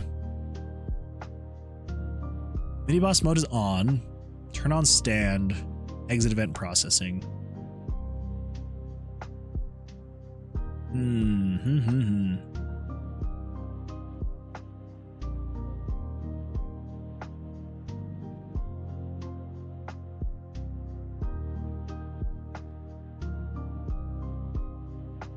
What if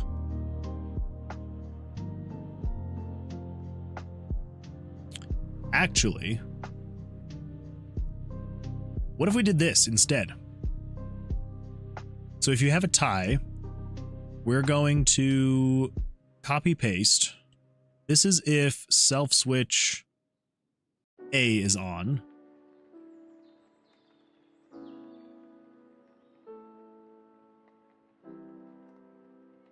Else. Okay, so this is if the, there we go. So this is if card total, actually we don't need that else handler. We can just come over here, cut that, delete that, do that. Exit event processing, no. We're just gonna figure all that out later. So apparently every place in the game, MHWI is connected without loading screens. Really? I thought there were loading screens. Maybe I just heard wrong. That is pretty crazy. And very nice, actually. Yeah, I just assumed that there were loading screens. But if not, that is pretty incredible.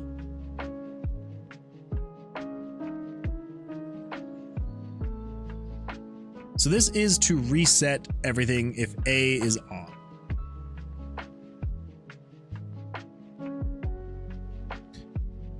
So instead of doing all of this, we're just going to say control self switches, turn on A. And then same thing here, turn on A. Let's delete that, turn on A.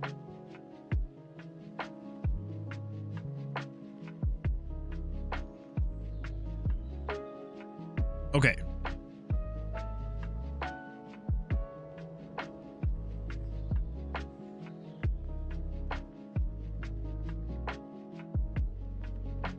So then we need these as well.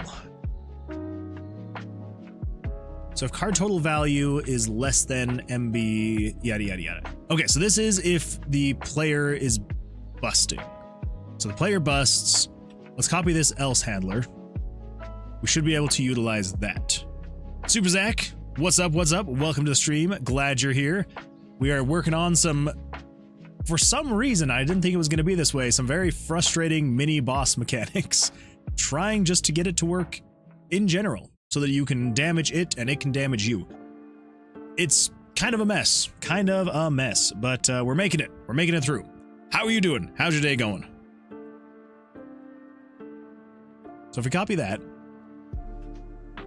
then over here on this page, soft hand, bust. So do all of this.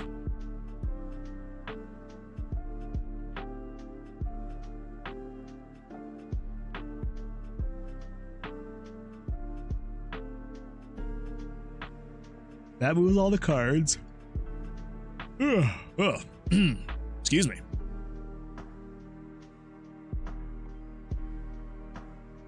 And then if card total value is less than MB total, wait a minute, variable 35. Are we resetting 35 already? Yes, we are. Correct. Let's put that above you.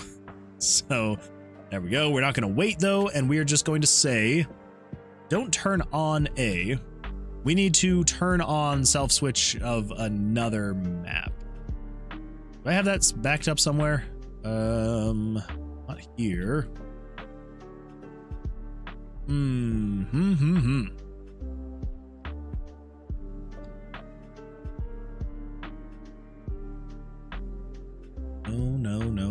No.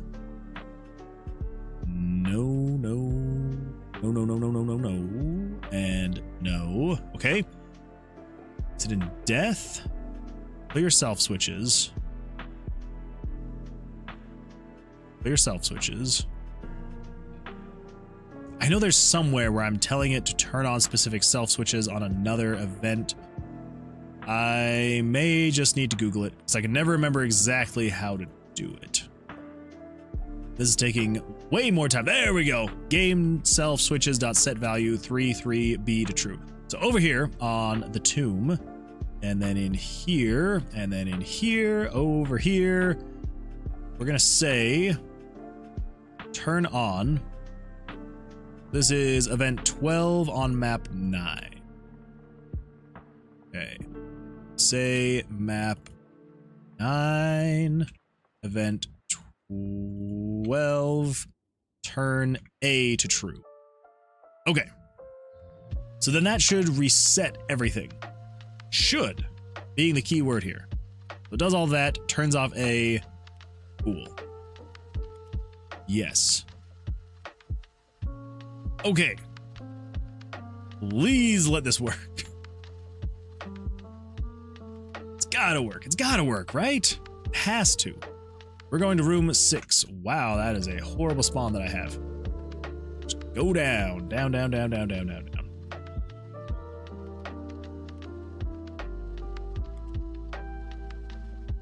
And please let me go all the way over. There we go. So we are going to intentionally bust and see if it will damage me. And then erase all of this and then start fresh. Draw.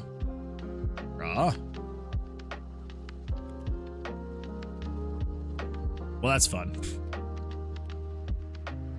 Alrighty then. That just kept damaging me, didn't it? That just kept damaging me. Okay. Player HP. Flash that. You're dead. Do this.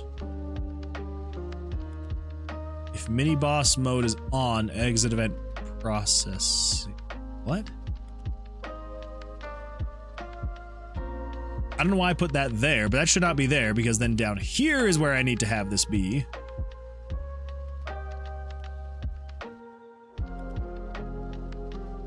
Actually, cancel. In here, let's come over here. And let's do cut that down here, cut that, put that in there. Okay. I don't know why I told it to exit event processing there, because that literally meant it was just looping in circles, as you saw, damaging me, so good times there. Alright, mini boss is in room 1. Here we go. Heading to room 1. Head into room 1. I have found a dead end. Yo. Alright, 20. Let's intentionally bust. Come on. Damages me. Cards go away. These cards don't go away. Why isn't that working? Why isn't it working? Okay. We're cool. Everything's alright. Everything's okay. Everything's gonna be alright.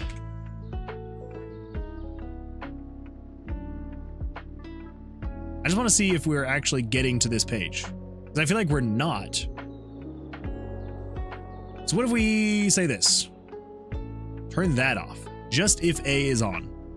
Then let's also flash the screen white or red. Let's do red. Red means you made it here. Flash for 60 frames, call it good. Here we go. Let's see what happens. Please work, please work, please work. I feel like we're getting close. Close, but not quite. Here we go. All right, we got 13, 15, 18. This one's got to be the bust, so it should do this. Flash me, damage me, card should go down, and then everything should get erased. Unless, of course, we have a soft hand. Forgot about the soft hand. Oh my gosh. It's not flashing. Why is it not, like, why is it not putting us here? Soft hand. Bust.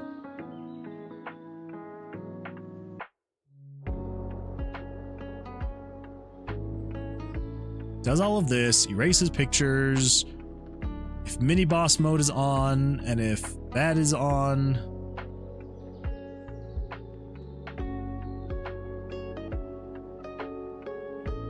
We're gonna say flash screen green if you get in here.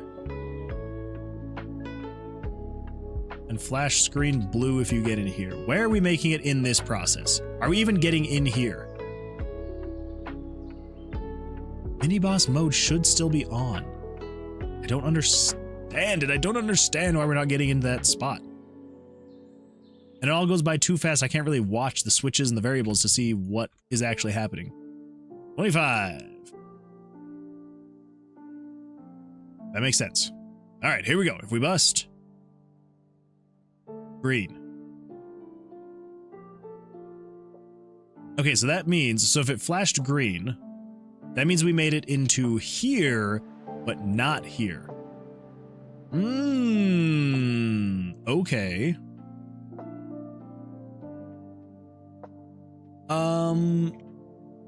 If we get rid of this,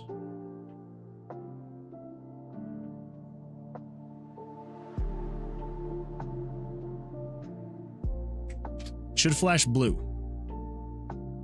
But is it going to flash every single time we try and draw? It should only happen when we bust, specifically. I hope.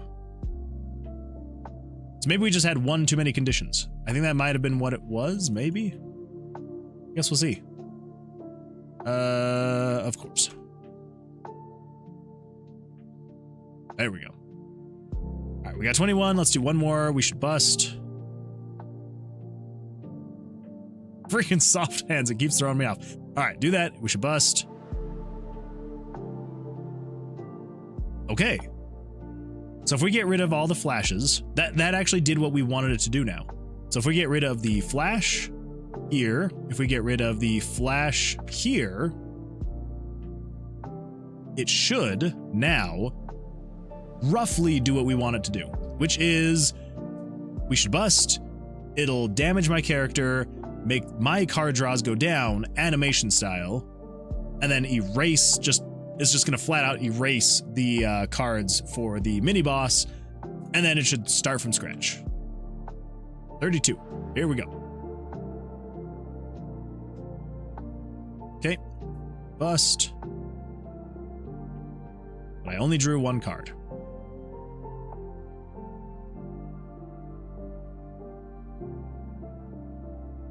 Why would it only draw one card?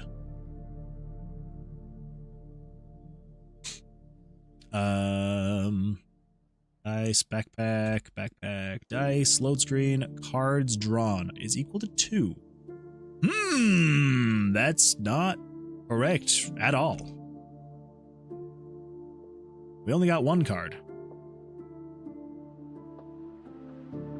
1. Let's head down to room 1.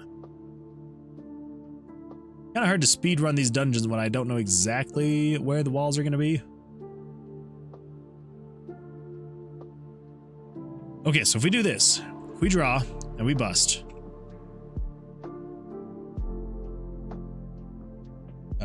Cards, card value, cards drawn is equal to 1. And then 2.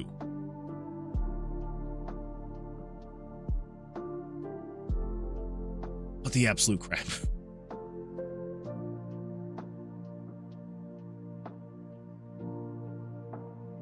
$34. It's cards drawn. 34 and 35.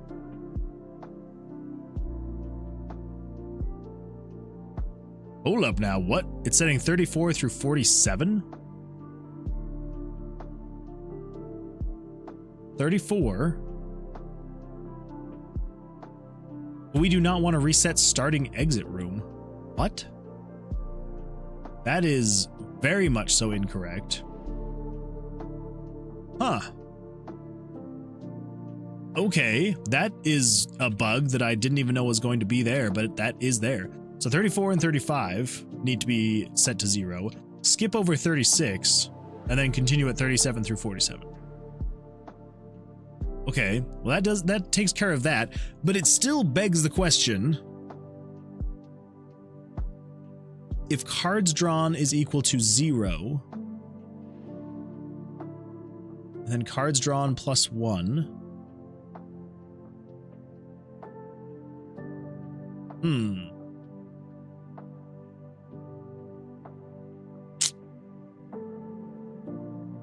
$36.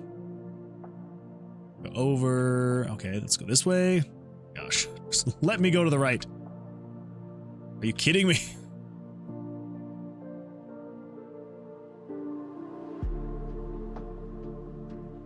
Thank you. Oof. Okay, so 11, 14, 19.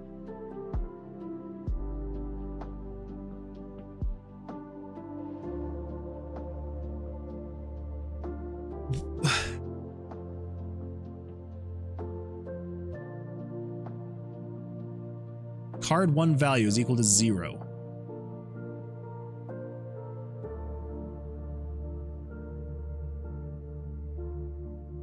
Why? Why is it not drawing a second card?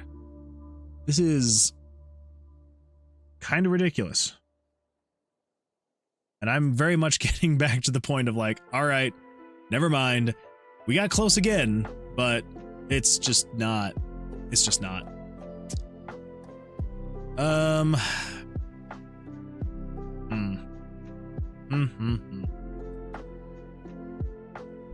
mean, it is very close. I don't know why it's doing this now.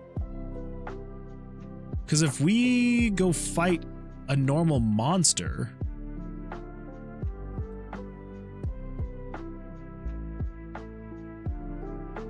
Let's turn up the monster spawns.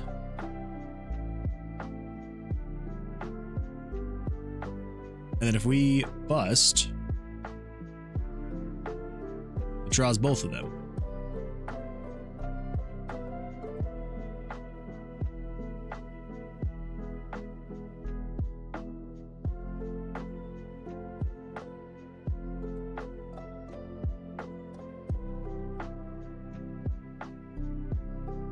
Is the issue here? Because this is where it's actually supposed to be drawing these first two cards, right? No. This is the freaking mini boss draws. So why is this not working then?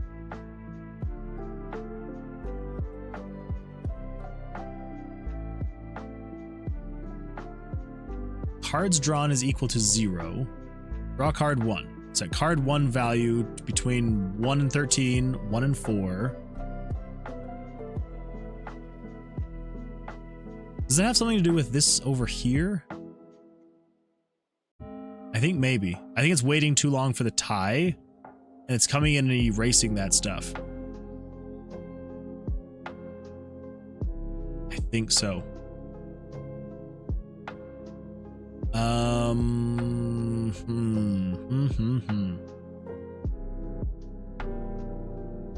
Yeah, because that's waiting for 30 frames, and then it comes over here and does all of this stuff. Turns on A.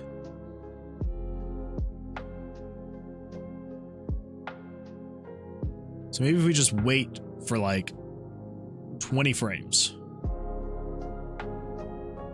Yeah. We'll see if that happens. New game, save file 1. Yes, next. Here we go.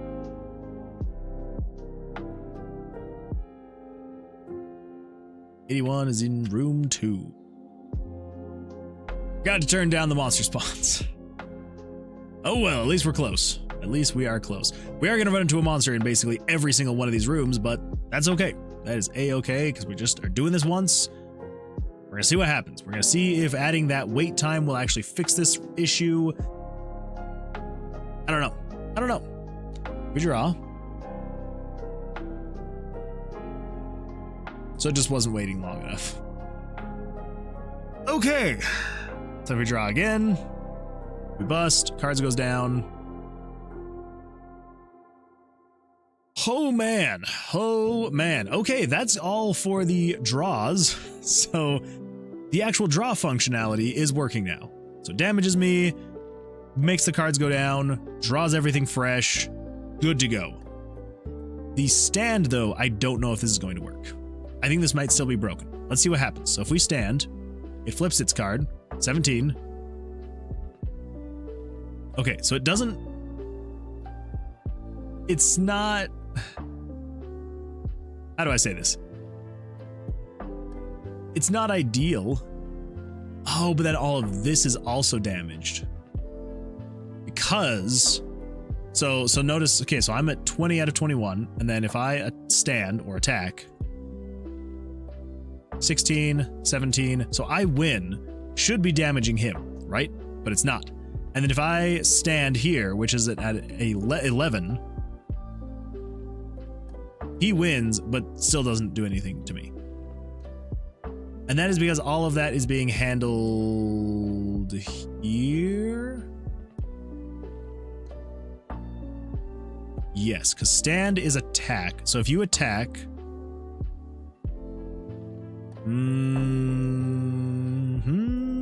Yeah, mini boss mode is on. Turn on stand. Okay. So this is the part that I actually need to make myself. That is a-okay. I am fine with that. So all we need to do then, so if the player wins, all we need to do then is we just need to say, let's do mini boss wins first. Let's do mini boss wins. So all we should need to do is over here on soft hand, player being damaged. So we should just be able to take this, copy that, player being damaged, mini boss wins is on.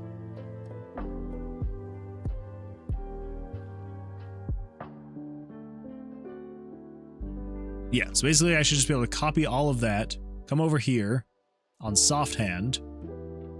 Don't turn on A, well, yeah, do all of this stuff and then turn on A. So if, oh crap, no, that's player, oops. That's my bad. Over here, if mini boss wins, do this. So if mini boss wins, wait for 30 frames, and then player being damaged, attack the player, flash the player, minus the player's HP, yada yada yada, do all of this. Mini boss mode is on, but don't take that into account. Let's just say you turn on, get rid of those, turn on A. Okay, I think that should be what we need to make it so that the player gets attacked when you bust. Oh my gosh. There we go. That's the wrong button. I meant for F9. Okay, 25. We're at, and I forgot to turn on the monster spawns. 25. Here we go. Let's head to 25, 27, 26, 25. Okay, so over to the left. To the left. Bring it back now, y'all. Okay, so if I intentionally bust, so if we draw, I should get damaged. Cards go away. There we go. Is that right? No, the bust, oh my gosh. The busting was correct. We're testing if I don't draw above what the boss is drawing. So we're just going to do attack at 12. He better get better than 12. 17 at 12, there we go. I get hit, does all of that. He gets his cards. All right, and then if I stand again, hopefully he draws higher than a 15. Okay, well, I won that one, that's cool. Let's stand again, 15, 18, I get hit, yada, yada, yada. There we go, okay, cool. So that's all working. So now we just need to make it so that the monster can get damaged. And to do that, all we need is over here on the attack.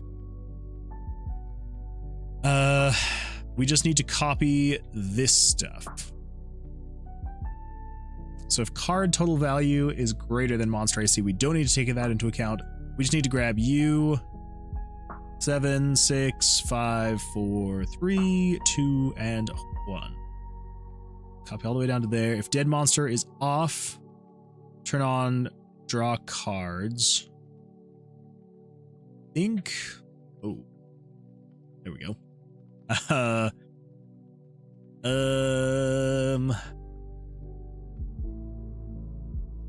think we need all of that. I think. Let's copy that. Okay. Let's come over here, and then we'll say in the player being damaged, player wins. If player wins, wait for 30 frames, paste that. So if player wins, this is where we will move the cards, do the damage to the monster. Move picture. 30, 29. Okay, so that's moving the card. Yada, yada, yada. Oh, excuse me. So the end over here. If dead monster is off, draw cards, turn on. Turn off attacking. Blackjack equals 1. Card total value equals 0. Erase all the cards. We don't need to worry about that, because that's already being taken care of in the other one. And then turn on A. I think we can also say, don't worry about Blackjack, maybe? No, that should be fine. Card total value equals 1. I mean, equals 0, not 1. Okay, so I think that should be another one where we can just give that a test and see what happens. So we need to actually win the hand that we have. So 17. Ooh, okay, I gotta fix that. Okay, all right, here we go. Down to 0. Fantastic. Play, yes.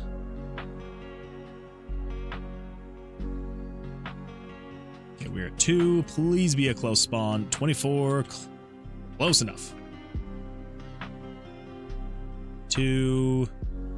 Oh my gosh. Just need to get over there.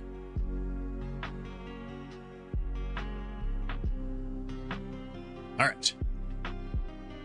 So let's see if we can win this. Draw. Ooh, all right. That should be a good one. So we stand. 12, 15, 22. Okay, well, it didn't really, so it's, you don't really have a whole lot of visual representation, but that's because there is no enemy here, but it did damage. They're at 5 now, 18 out of 22. Why would that be 18 out of 22? What variable is that pulling again?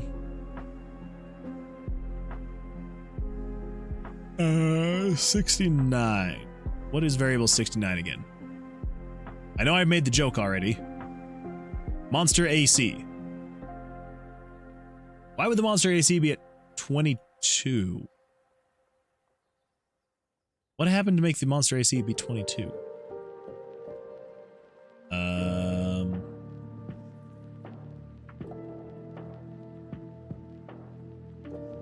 You doing anything weird to the monster AC? No. Oh, wait, that's what the monster drew. I am All right, I'm an idiot. So it needs to actually reset this though.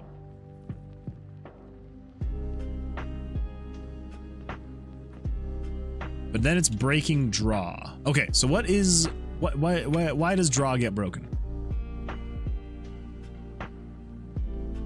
This is if game switches 14 and 15 are equal to false. Okay.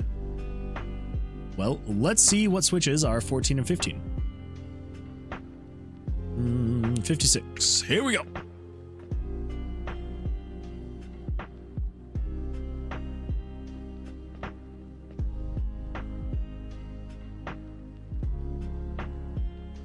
Attack. Go. I do damage. 14 and 15. What are 14 and 15, and are they on? Hit monster is on.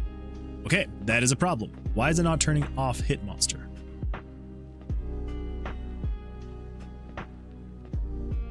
Turn on hit monster.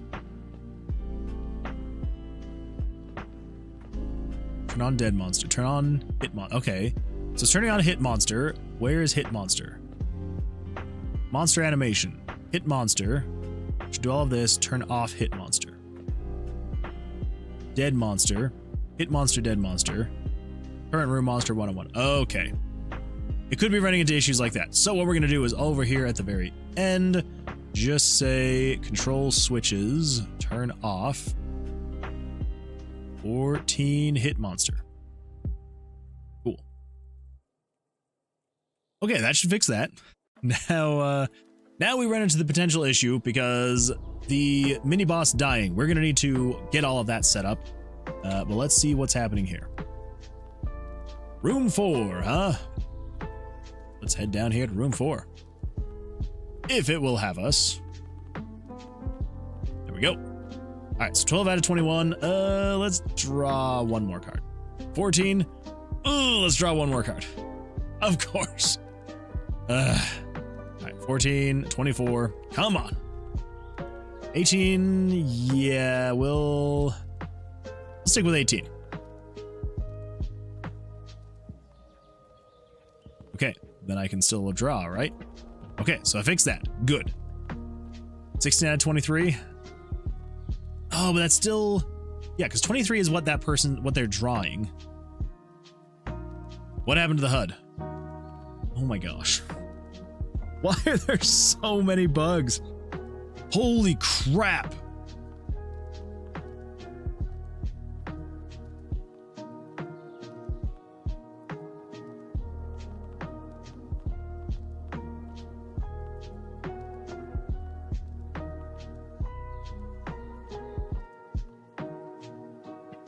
Oh, I get it. I get it. I killed the mini boss.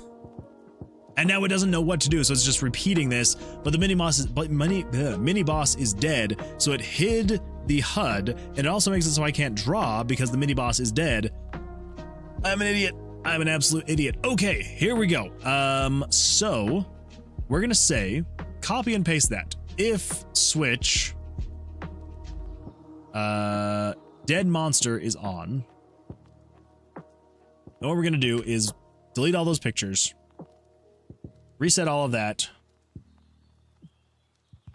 And then basically we just need to despawn the mini boss.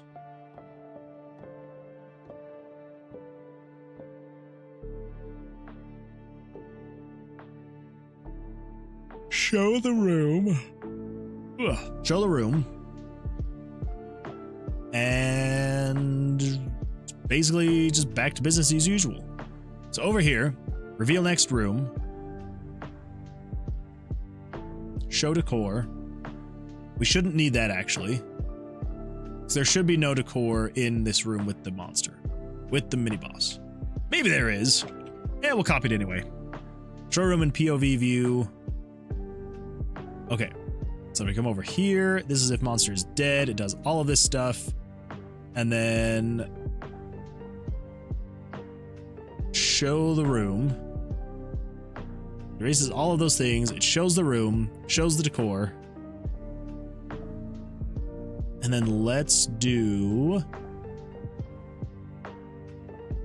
So I'm trying to remember how I do this right now. I believe it is if... So in room 33 is where the boss is. So if we come down here to room 33, monster is 101. Okay. So all we need to do then is just say you on this, show the room, yada, yada, yada, control variables, set.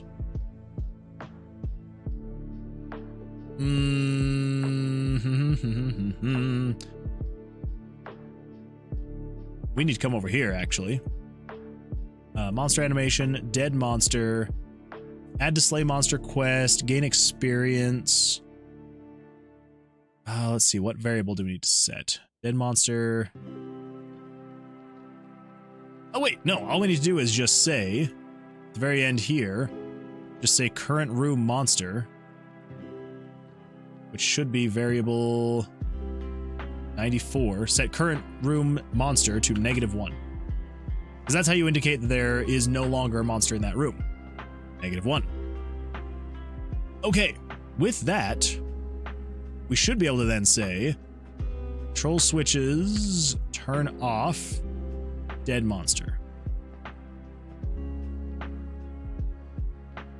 Okay. Let's see what happens. It's going to be rough. It is going to be very rough looking, but essentially what it should do is when I kill the monster, it should just show the room, show decor if there is any, and then, yeah, it should just look like business as usual in here. There we go. All right, let's see if we can beat 19. There we go. 20. Ooh, that's hard to beat. Yeah, that makes sense, 20. I was like, how is a king and a 10 and 20? That makes sense.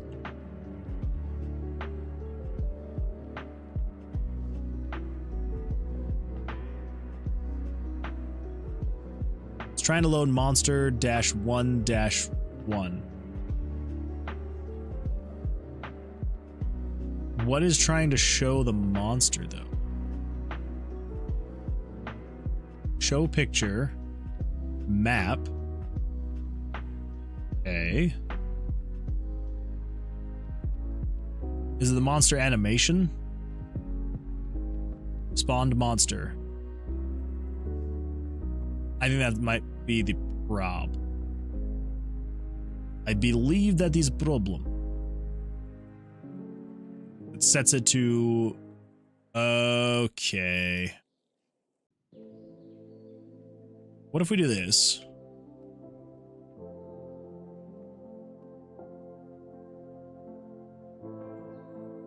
And then over here, spawned monster, control switches turn off, spawned monster. Where is spawned monster? Spawned monster. Maybe?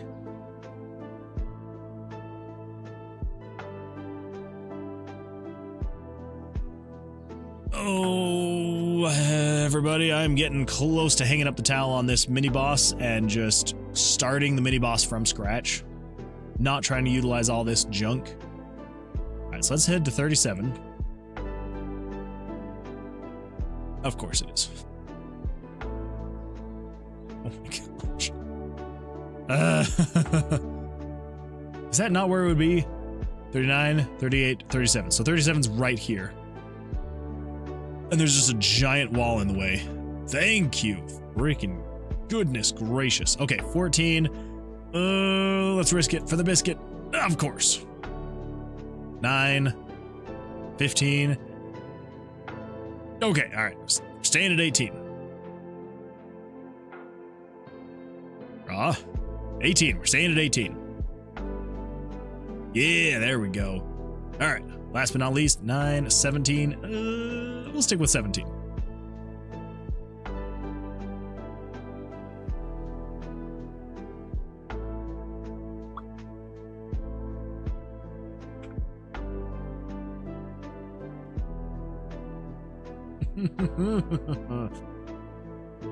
Okay.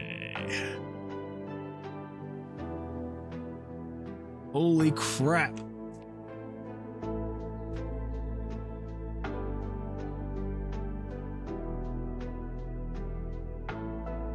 This has been an absolute nightmare.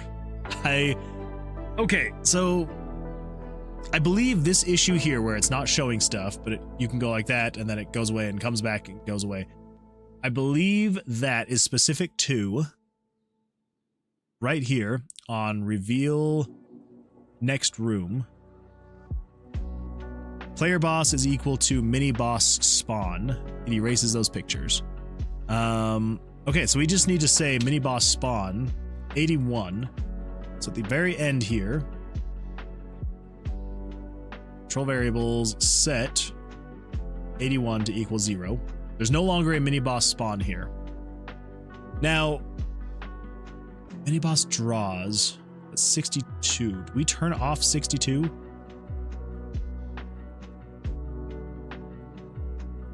We don't. That might actually be the problem there. Let's go control switches, turn off 62 mini boss draws. Okay. All right, well, let's see what results that brings along. Holy smokes. Tonight has been a rough one. I apologize. This freaking mini boss is just destroying me. In terms of functionality, like I cannot. I'm also absolutely terrible at Blackjack. Ax says rough but very productive. It is, yeah. I know that it's going to be a very slow process, and I need to accept that, but it's really hard for me to accept it because I'm so used to just like being able to rush through so many things so quickly because a lot of the stuff is kind of basic. And so it's hard to go back and be very slow and have very monotonous things like the mini boss where I'm just like, I feel like I'm not getting enough done, and it kind of makes me like freak out, and I'm like, why am I not getting more done faster? Yeah, so. Okay. We're getting close. It needs to not draw these cards though. Okay, so here we go. So it drew the cards again.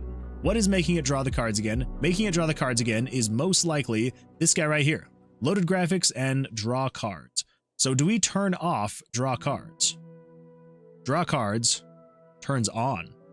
That would be a problem. Turn off draw cards. Thank you very much. It should be erasing those button layers as well. What are the button layers? The button image layers are 35 and 36. Current room monster is greater than 1. Okay. I believe that issue then is we need to grab all of this, cut it, and put it here. Go. And then let's see what happens. Oh, just realized. Refresh that, full screen that. Here we go. Axel says, I'm HR 91 now. Very nice. See, you are making progress tonight. I feel like I'm just spinning my wheels and it sucks, but yeah. That is very nice. Absolutely incredible. There we go, 12. Okay, let's try our luck. All right, there we go, 19, that should be an easy one. 13, 18, there we go, fantastic. 13, let's try, oh crap, okay. 13, 17, we're gonna stay at 17. Ugh, crap. 22, of course. There we go, blackjack, okay. Here we go, attack. Okay, so it's still not erasing those pictures, which is frustrating. But I can now go into this room, and there's a room there. So that's something. I'm gonna do a sushi scale farm. They're great healing and fast too. I'm not sure what that is, but it sounds exciting. Good luck. I hope that the sushi scale farm goes well for you. I'm assuming a sushi scale is probably a monster, and you're going to farm that monster. Gathering from context. So why is it not showing this image? Because it obviously has the information here, right? Here, here, here. Here, here, here. Erases everything. Reveal next room. Game screen, show picture. Map, 97. 55, okay. And then show decor.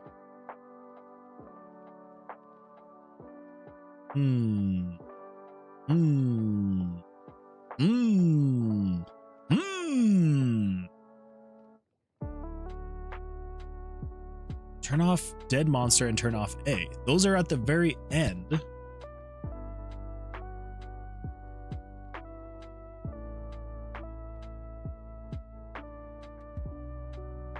Okay.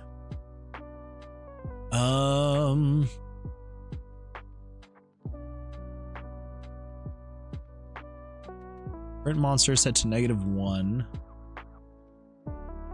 I'm not turning off 15 yet.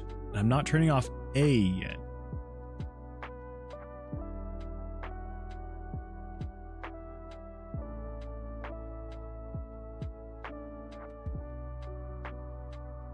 What if we just wait for like 1 frame?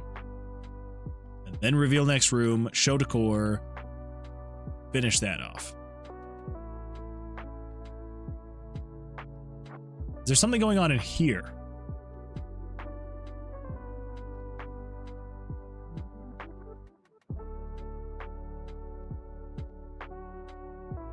Player location is equal to mini boss spawn. Erase those images. Display in the new room. Showing monster. So then it should go to D. What turns on D? Yeah, at the end of here, turn on D. Okay.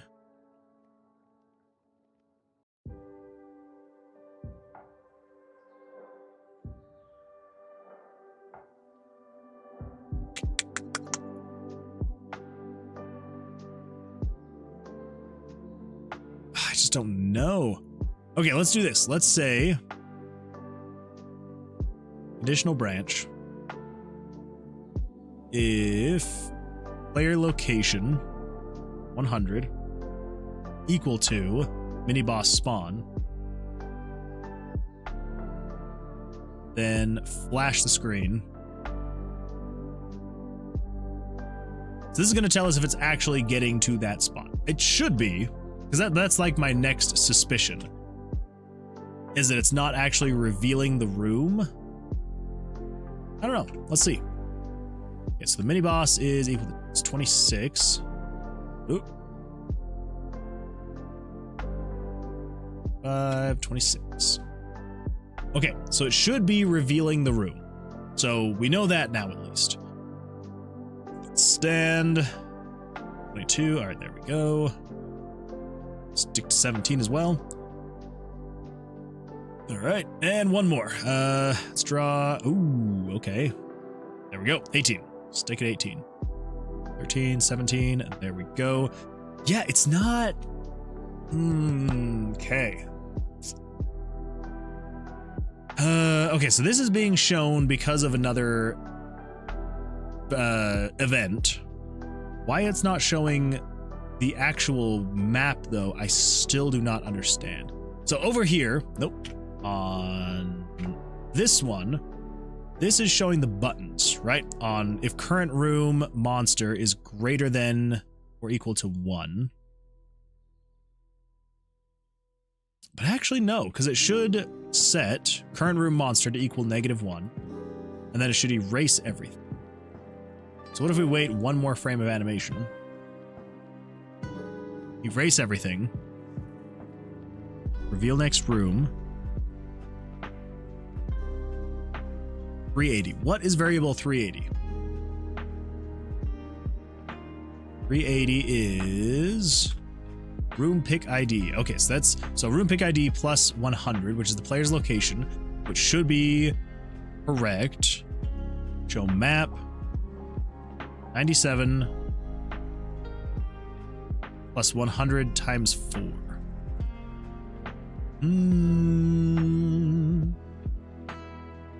Well, no, we should still be like the process.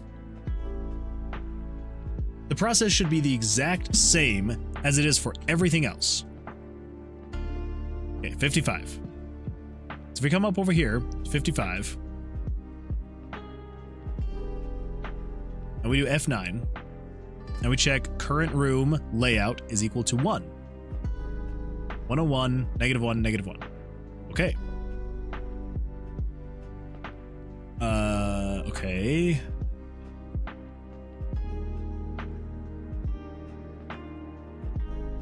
So why? Because then I could leave, it erases the pictures and come back, and then it shows. Why? Why? Oh, it makes absolutely no sense. I feel like this is the last thing that we're trying to figure out as to why this is not showing correct.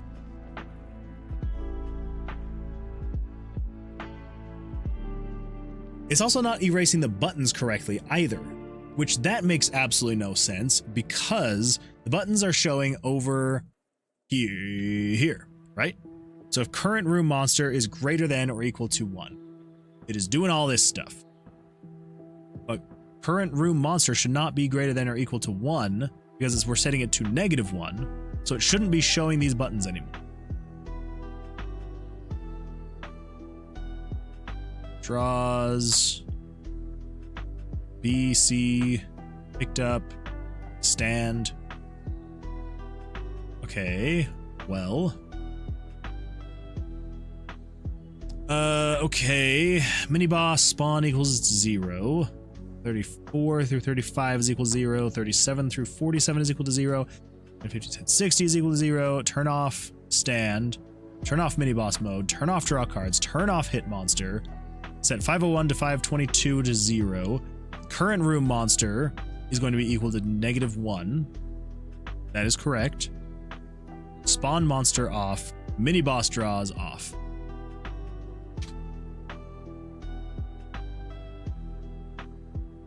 We're gonna wait 30 frames, and see what the freak is gonna happen. Because I am losing all faith that I can get these last little bits. That's where I'm like, it's just the last tiny little bit, and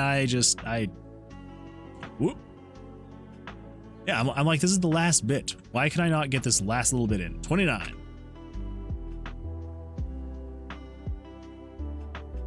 All right, stand. What the crap was that?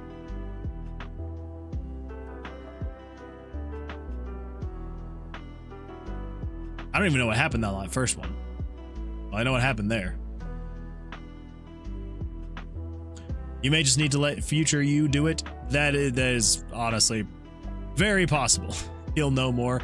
He very well may. Yeah, I may have to leave this for future me. Oh my gosh, I'm gonna die on this freaking mini boss.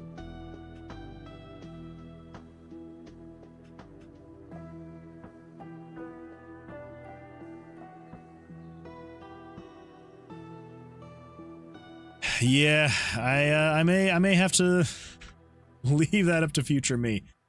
It just is not. It is not. It is not tonight.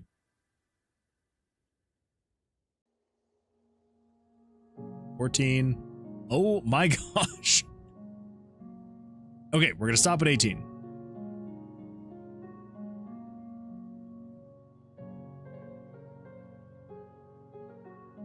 Thank you. Please. Please. Okay, what is happening there? What is happening there? It's going by so fast. Like, I can't tell what's happening. 21.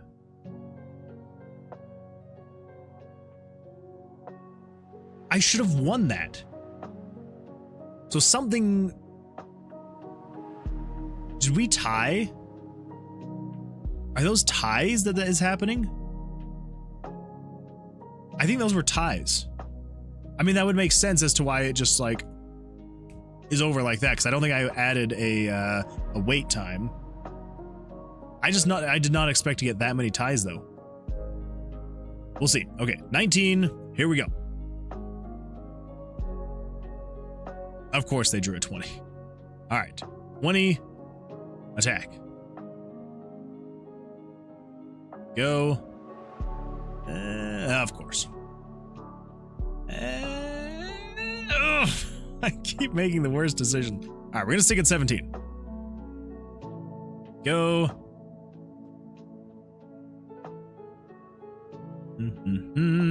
Of course. Come on. So help me. Oh my gosh. Just let me test this. Please. Please, mini boss, please. 59. All right, let's go over here to 59. Doop-a-doo, doop-a-doo.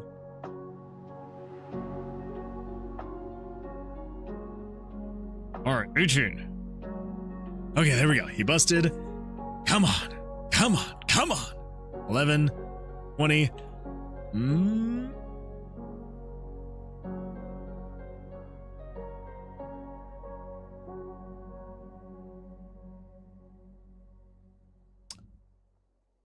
Okay. That's it. We are going to put the mini boss behind us. We're going to say, you know what? You know what? Mini bosses are going to be cool. Mini bosses are definitely going to be in the game. Mini bosses I will eventually make. For now, screw the mini bosses. I hate them. They're the worst things in the world. I don't get why that is happening. But yeah, good times. Whew. Axel says, if you could pick any variety of food and you could only eat that, what would you pick? Burgers, tacos, salad. I'm gonna say tacos. I'm gonna say tacos. If I could only eat one type of food, yeah, I would have to say tacos. Normally, I feel like in the past I would have said pizza, but I like tacos are just so good. Absolutely love them. On a tie, roll a dex saving throw. That could be kind of fun. That way there's that way there's not just a, because yeah, with Blackjack, like official, if there's a tie, nobody wins. But we are at liberty to make whatever changes we want. So yeah, maybe just making it so that when you get a tie, do the dex save throw. I do like that. I think we might actually do that. But here's what I'm thinking.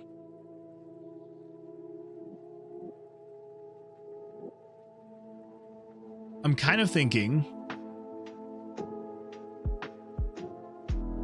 I just need to rebuild all of the card drawing mechanics and all the combat mechanics from the ground up, not utilizing anything that I had for all the other monsters that we are using, because it just is not translating well. It is not translating well. It is extremely buggy, which isn't great. So, yeah, I think that's what we're going to do. Because we're so close. There's just like, there's so many little things that I'm just like, yeah. So many little things that I'm just like, if it would just work, we'd be in a great spot. But it's just utilizing so many weird things with the rest of the combat that I'm like, it's not working. It's not panning out. Oh well, we tried. We failed. No. We tried and we learned that we could not make the mini boss with the old battle mechanics. We have not failed because we're not giving up. We have not failed because we are not stopping. We have not failed because one of these days, I'm going to make the mini boss actually function. So, yes. Okay, cool.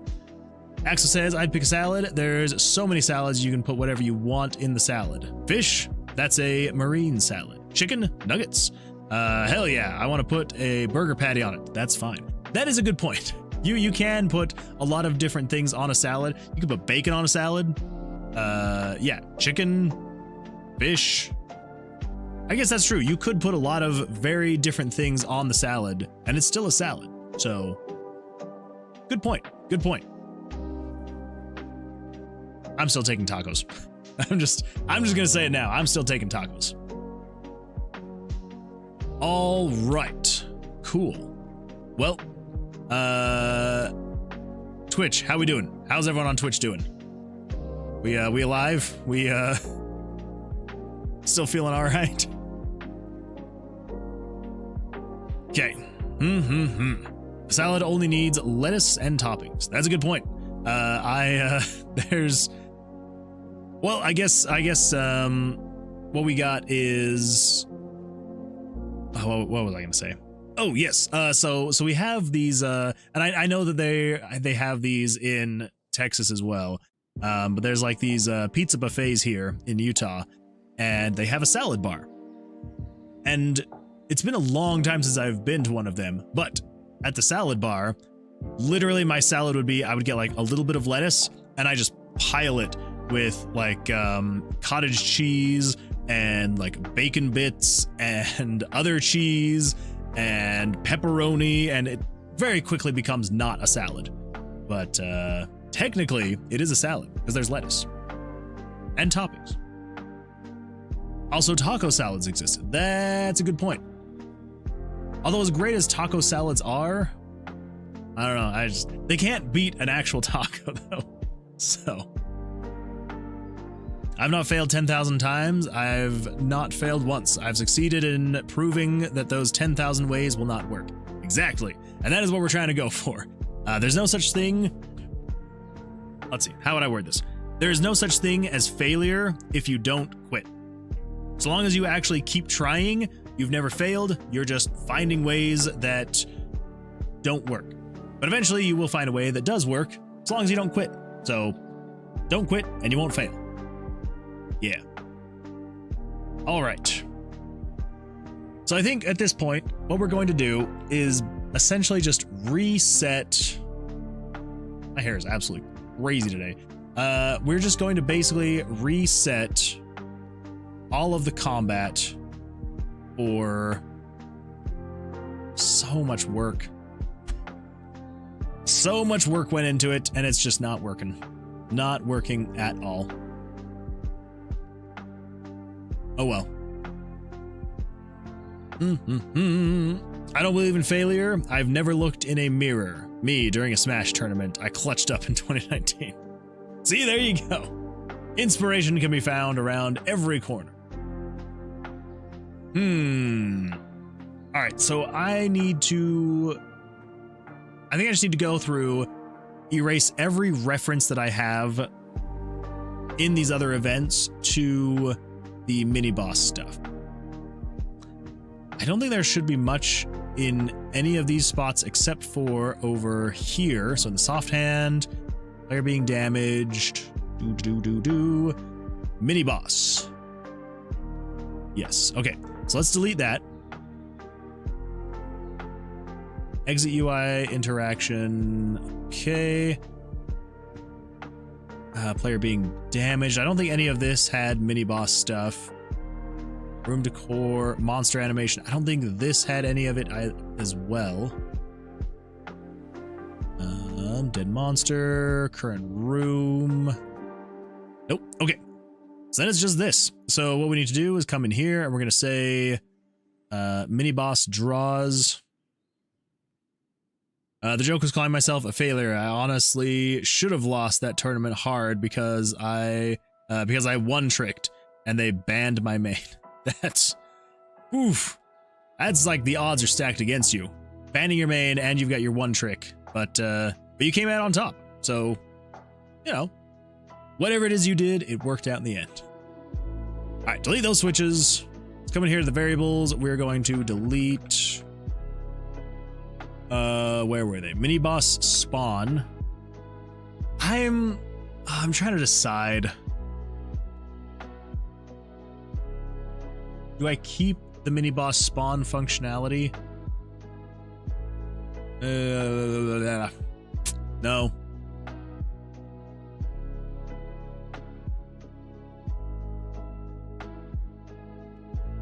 No. We're getting rid of all of it because I don't think any of it is working the way that I want it to. And if there's something in the game that is not working the way I want it to, then I don't want it to be in the game, right? Because I want to make sure that whatever I am doing, 522, mini boss stand execution. Oh, 522. Well, let's come on down here. Oh, that's right. The mini boss cards. We will keep those because we will need the mini boss cards eventually. Card total and the stand execution. We can just get rid of that though. Okay. Cool. Anyway, yeah, so I'm because I don't want to ever have anything in this game where I go, it could be better, but meh. Because then I just start getting disappointed in myself and I sit here and go, what am I doing with my life? So delete that. That is gone. We come over here into the monster spawns. Spawning traps, remove potentially spawn traps in exit and mini boss rooms. We're just gonna say in exit, and then we're gonna get rid of that.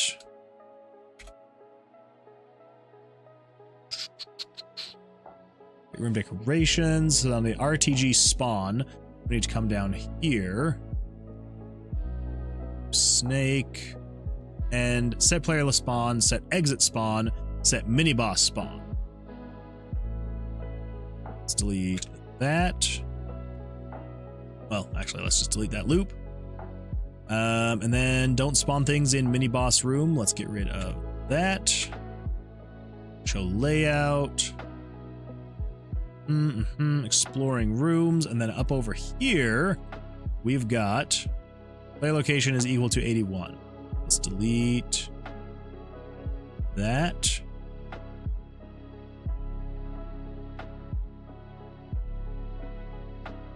Okay. All right, there we go. Let's see. Axel says, have you decided if big bosses were by floor or every other / every fifth floor? So I was kind of leaning to more toward, so the mini bosses were kind of going to be like the boss of the floor, right? So they would either drop a key or they would unlock the exit in some way, shape, or form. So that is still going to be what happens eventually. But I think there are other things that I need to do in the game before we actually get the mini bosses in. So, yes. So eventually that will be the case. It will be that you will have the mini boss every floor. And I should probably just stop calling them mini bosses because they are the floor boss. So like, yeah. If you had a mini boss, you could spread out the big bosses, thus fleshing out the game, giving more chances for gaining D20s and finding shops and such. And maybe calling them mini bosses isn't quite right, because yeah, I should probably just call them bosses, because they are bosses, but they're not like the big bad. And that's why I was calling them mini bosses, because I was like, well, you have mini bosses, and then you have the boss, which is Versilius, the big bad. But obviously Versilius is not going to be on like every 5th floor or something like that. Anyway, so that is that. Anywho, so cool. I believe now, if we come over here, spawning monsters, set you to be -3, you are +3. Okay. Over here, new game, save file, yes, next. Here we go, coming in here. If we check variable 81, that should be deleted, so there is no variable 81. Moving around, we've got the monsters. We can still bust, right? 18, 14, 20, oh my gosh. Bust, cards go down, fantastic. I did notice some weird stuff's going on when it retracts the cards though. I don't think it's anything that I did. I think there's just something weird going on with the animations. So if you bust, so over here, soft hand, bust. 23, 24, 25, 26, 27, 28, 29. Hold the phone. 30.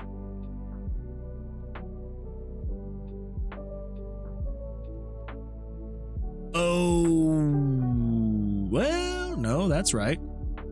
23, 24, 25, 26, 27, 28, 29, 30. Well, maybe before that happens, let's just come over here to the card draws, and then on card 8, it does all of that. Okay. Soft hand. Let's do it there. 23, 24, 25, 26, 27, 28, 29, 30. There we go.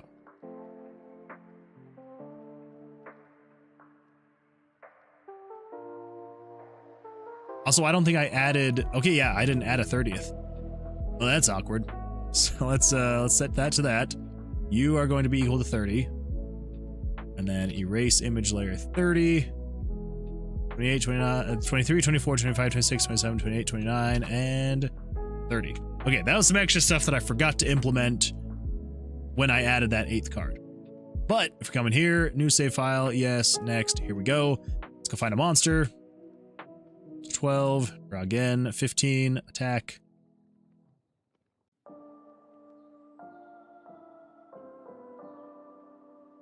Okay, let's also, main menu, we need to, I think we're going to turn this down to 2. Yeah, that'll be fine. That will be fine. There we go. Okay, I believe that is back to how it used to be before I started to try to implement mini boss. Let's put this at the very bottom, because that is going to happen.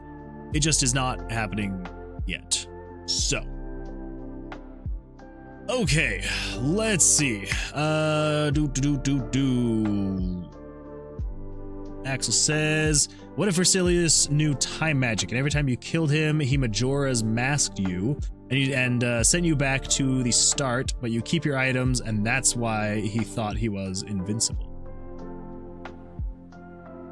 Do something like that. Making the roguelike element fresh and having a canon reason as to why you keep resetting and allowing for an endless mode. I do like that, yeah. I also found out what you should put behind your green screen. It's on your left. Well, right, technically.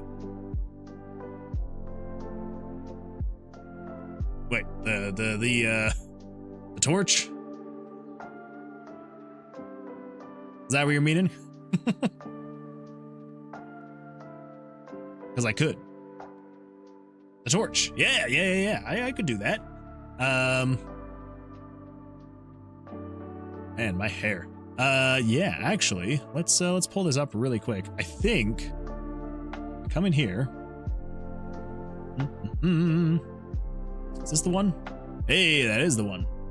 Well, here's what we could do. We could do this. So if we could do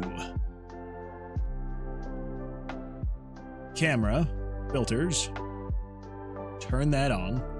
Ooh. All right. Darkness behind me. And then we do add.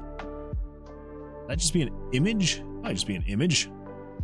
Torch. Browse. Download. Torch 5. Hey, there we go. Woo! Oop. Gotta throw that behind me though. Aha! Make it bigger. Make it a wee bit bigger.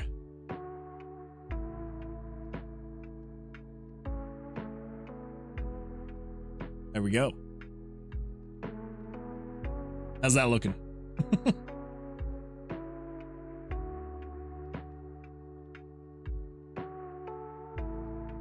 My face is a torch. Exactly.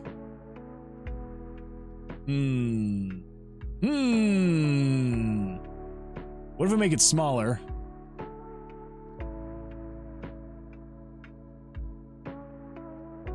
I think it just looks too weird. Oh, it looked great when it was bigger? Oh, well.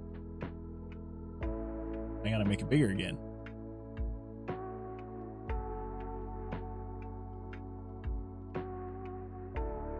I don't know, I was almost feeling like maybe we have it smaller like this. I don't know. You should make it like you're streaming from the tomb. I have thought about doing that as well, because I'm Versilius. That is the twist all along. I am Versilius. Because I do have, let's see, where would that image be? Now I've got that image somewhere because I use it in places. Oh wait, it would be in, let's see, pixel scenes. Yeah, there we go. I think what I would need to do... Robbie! Welcome. Glad you're here. We're taking a random kind of breather break from doing stuff, and we're editing our Twitch scene. So, welcome. Glad you're here. Let's see. Here's what we need to do. We need to add... What do I need? Image media source. Here we go. Camera back. And we are going to browse pixel scenes. Pixel scene 2? I have no idea. I guess pixel scene 2? Loop.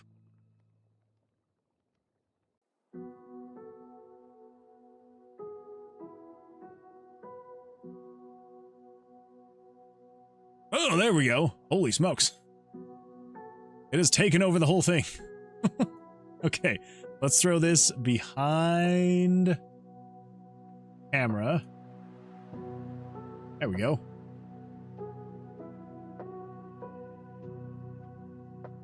And then we'll move it over. Make it even smaller.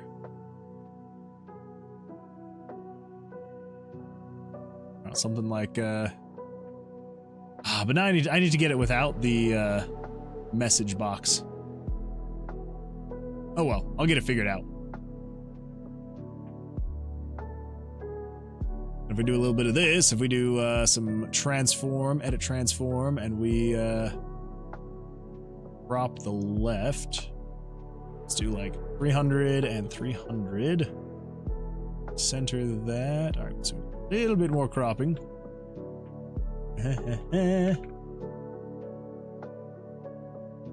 Yeah. And we'll do a little bit more transform. Do a little bit more cropping. 340 pixels, 340 by 340. 350, 350. 360, 360. 360. There we go. Yeah, okay, all right, all right. Now we got it. Woo, I'm in the tomb. There we go. Hold up, oh my freaking goodness. Redeemed highlight my message for 100. Thank you so much. It doesn't even, so I was looking at the chat that's like right above me, right? And so it just kind of shows regular chat. I did not realize that you use channel points to highlight your message. Robbie, thank you. I appreciate that. Thank you. Welcome. Glad you're here. We're having a grand old time. I kind of went a little bit nuts trying to make the mini boss, and it was not working, and there were so many bugs. So yeah, taking a very, very brief breather from that, and yeah, should be getting back to it now though. Axel says he was getting upset at the mini boss, so I'm distracting. Oh yeah. Okay, see, you got me covered. You've got me covered. Yeah, having to explain what is going on and why that is happening the way that it was. Good times, good times. All right, so, yeah, cool. Well, oh man, channel points. I don't even know.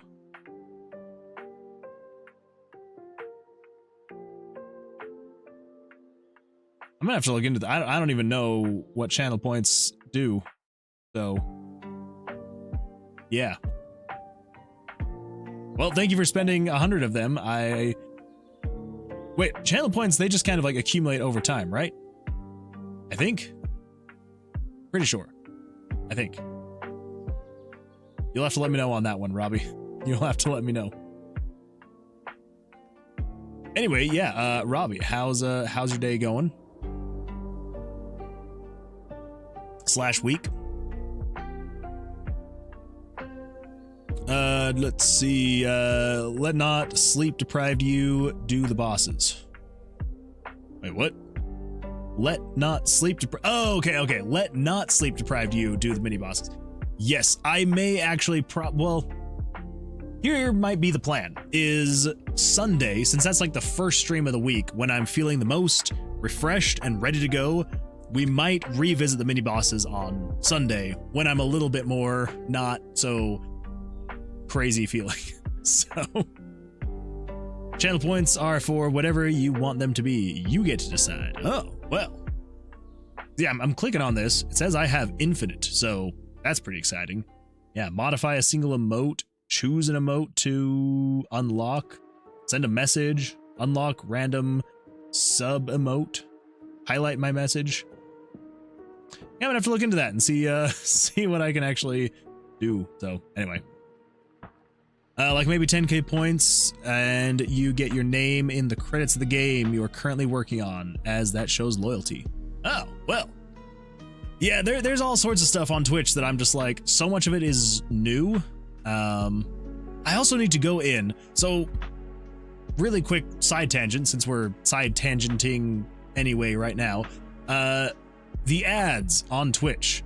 I tried to go in to see if I could turn them off, and I can't find. So basically, from what I could see, and I probably just have to like Google this, it's basically like either you have pre-roll ads, but no ads during the stream. So as soon as someone clicks on my stream, they have to watch like a minute worth of ads. Or I can turn off pre-roll ads, but then it plays ads every like 30-ish minutes during my stream. So I don't know. I don't know. I probably need to Google it and just see, but Axel says, I hate Twitch with a passion, but I do help people with it. But I know nothing about the ads part. Yeah, when it comes to things like all the ads, the emotes, all of that stuff, I'm like, I know that I probably need to go in and learn all of that stuff just so I can manage it better. Yeah, they really kind of throw you in the deep end, because all of this stuff unlocks once you hit 50 followers and, well, a couple other things, but all of that. I think I hit all the other criteria aside from the followers within the like first, I don't know, half a month that I was streaming on there. It's like very, very low barrier of entry aside from the followers. Like that one takes a little bit longer. But then as soon as you hit that, it's like they just throw you in the deep end. And they're like, hey, you know how you haven't been able to really do anything with your channel, like aside from like naming yourself and going live? Yeah, here is everything now. They're like, here's ads, here's subscribers, here's bits, here's channel points, here's, you know, the freaking custom emotes and stickers. And I'm just like, holy crap. Like, I feel like they need to have a couple more tiers as you go up so you can kind of learn about some of the more easy things like the channel points and what they can do, maybe custom emotes and stickers and yeah, all that stuff. So yeah. Anyway, there's my random rant about Twitch, and yeah, it's fine. It's a lot to then suddenly have to learn. As soon as you unlock that next tier, it's like, here's everything. So Rob says, it's good. How's yours? Yeah, my day is going great. It was a very busy day. Work kept me busy, but we're here, we're live streaming, and it's a grand old time. But yeah, so like I was saying, the mini boss, that will probably come in future streams because it was kicking my butt tonight and I was feeling discouraged. But again, like I said, we're not going to fail because we're not going to stop. We will eventually add it to the game. It's just not now. So I think what we're going to do is I want to do a more simple thing that we're going to finish out the stream with. So what would that be? Make exit spawn only in rooms with no forward facing potential. We may do that.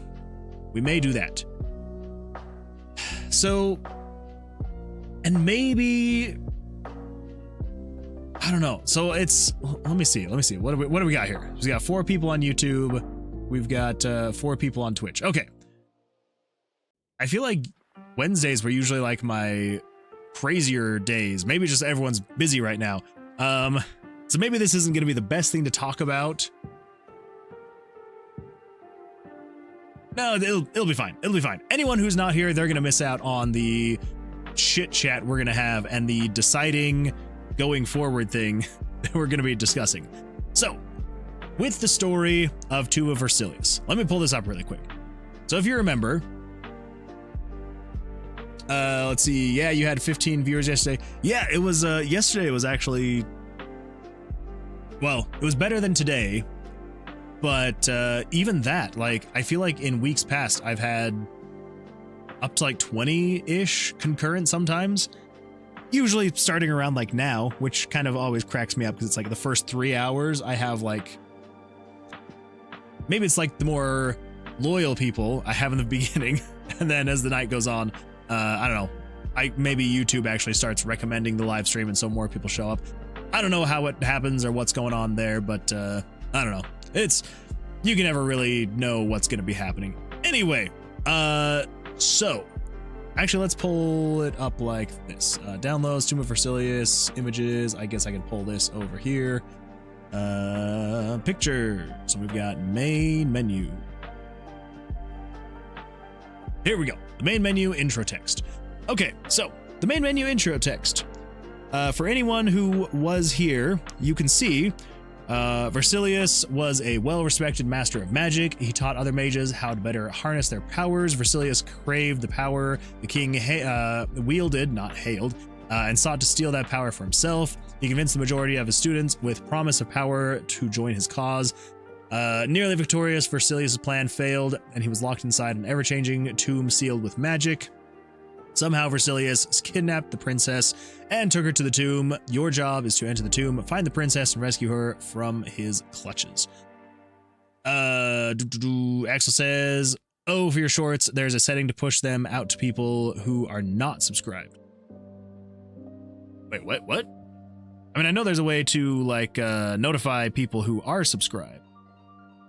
If you push them to subs and barely anyone watches it, you fall off pretty hard. Pirate Software talked about it. Oh. Well, I might turn that off then. Yeah, I feel like the couple videos that I've watched of like, here's the tips and tricks to get millions of views on your videos or whatever. They're always like, make sure you turn on this feature to notify your subscribers so that they know it's being uploaded. Yeah, I may actually have to turn that off because I've never really thought about that. But yeah, I'll find the video and DM it to you. I would absolutely appreciate that. Thank you. Yeah, it's I do feel like a lot of the videos on YouTube where they're like, how to get, change your channel from getting 1 view to 50 views overnight. I feel like a lot of those are very much so scammy, and so they probably just don't have any good information, and that may be one of them. Because that's true. I do feel like I have a lot of people who have subscribed to my channel who are either not necessarily interested in watching everything that I upload, but I feel like a lot of people are also only subscribed so that eventually when I upload the video saying, the game is finished, come buy it, then they can be aware of that. So not that that's a bad thing. If people are here specifically just because they're like, I want to know when the game is finished, that's all I care about, then that's completely fine. I am so sorry that I just punched the microphone. Found it all DM to you if you want to watch it on stream. It's very interesting. Yeah, I may pull that up.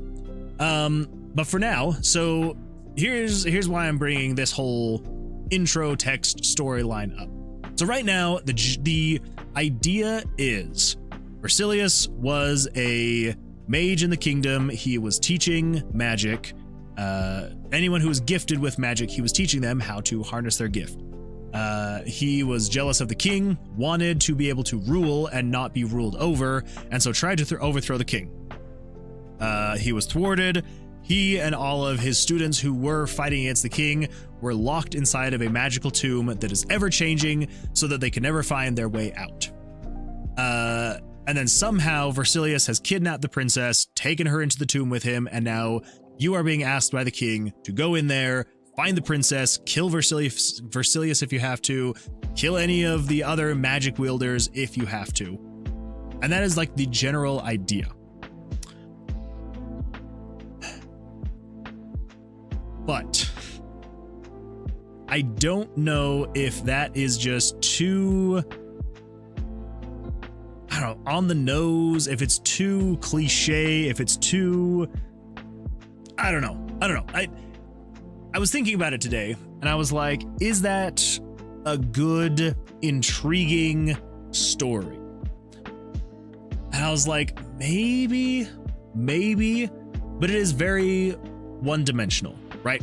And there are ways that we could add a little bit of depth and stuff like that to the story. The idea was kind of like as you were fighting the other mages, so the mini bosses, as you went throughout the tomb, that they would kind of like fill in story beats, talk about what life was like before when, they were students under, training under Versilius. But I'm like, So I was thinking about it today. Maybe don't kidnap the princess, but I do like the idea of overthrowing the king. Yeah, so I was thinking today, and we can still kind of keep some of those things, but I was kind of thinking about uprooting the player's whole identity, right? So you were not a student, you were not anything like this.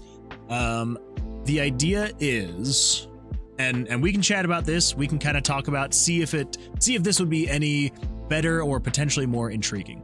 So instead of everything taking place in the tomb, instead of everything you having like the safe room where that's where you do your spell book and all of that stuff and yada yada yada, the thought is the tomb of Versilius. So a lot of this, the overarching ideas will kind of remain the same. We're just going to be changing the setting a little bit and then changing some of the story ideas. So the tomb of Versilius is holding captive a great evil, Versilius, right? Thus it is named that. But the tomb of Versilius was not built to hold Versilius. The tomb of Versilius was the kingdom, right? and basically he took it over and overthrew the king, overthrew the kingdom, all of that stuff, and then others came in and made it so that the Tomb of Versilius was then meant to keep him inside. And so, but this has been going, so this was a while ago. I don't know how long it would be, I don't know, 100 years or whatever. Anyway, so then the idea is, they're like a small town outside of the kingdom that lived through the Versilius overthrowing event, however many years ago it was, is barely holding on.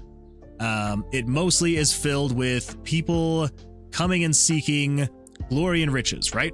Because the entire kingdom was taken over by Versilius and is being kept inside the castle, who has basically turned it into his own tomb. And so people will come from far and wide, and they will brave going into this monster-infested tomb to try and find gold, treasures, and stuff like that. And so you are one of those people, but you are not just looking for that. You have a little bit more of a moral compass. And so the idea is I would add a small town outside of the tomb where there will be a handful of people that you will be able to interact with, get quests from, help them in their story or whatever.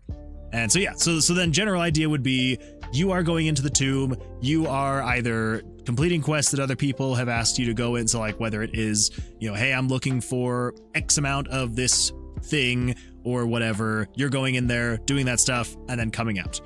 You're also collecting gold because obviously you are here for riches. Anyway, I feel like I am explaining this really terribly, but yeah, that's kind of the idea is I don't want it to just all take place inside of the tomb. So there would be a small town where there would be a handful of townspeople that you would be interacting with and talking to, accepting quests from them, finding out, their story and all of that stuff. And then eventually working your way down to Versilius if you make it far enough. Yeah. That's kind of the general idea. Axel says maybe instead this is actually just his hideout and they're making it his tomb, so it explains the safe room traps and even the neutral shopkeeper. Yeah, depending on if we do or don't go with the potential change to the idea. Because yeah, I don't know. I'm like, I feel like it would be fun to be outside of the tomb for some things, right? It's like you're going into the tomb specifically with missions and not just going from floor to floor. I don't know. So let me pull this up really quick. So I was looking through a bunch of, let's see, what would that be? itch.io. So I was looking through a bunch of assets today because I was trying to find heroes and monsters to be able to throw into the game so I could finally have things once and for all and being like, this is actually what it's going to look like. Didn't really find anything too specifically amazing, but I did find, so if I come over here, is it my library? Things you own, things on sale, things to rate, things you've rated. There we go, Tomb of Versilius. And then we come in here to the 16-bit starter pack, free music. All right, so I think here's what I need to do. I need to pause this, and then on desktop audio, around my freaking camera, desktop audio, set that to 1. Oh, desktop audio, turn that up. Okay, let's see if it'll play this sound. Whoops. Okay, showing up. Sweet. All right, so I was looking around trying to find some assets, and then I came across this free 16-bit starter pack music, and I was like, oh, like I'll give it a listen. I'll see if it sounds any good.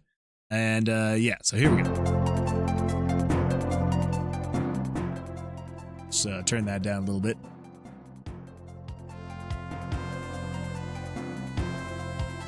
So I don't know. I started listening to some of this music and I was like, I like it. And I'm going through, it's like, oh, battle music. Okay, whatever. I was like, I was like, I don't know if this is necessarily the kind of music that I want to go with.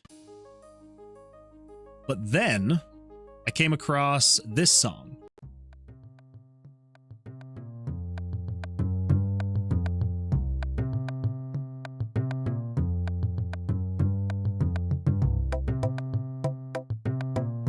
And I don't know why, but when I started hearing this song, like I started feeling like this game needs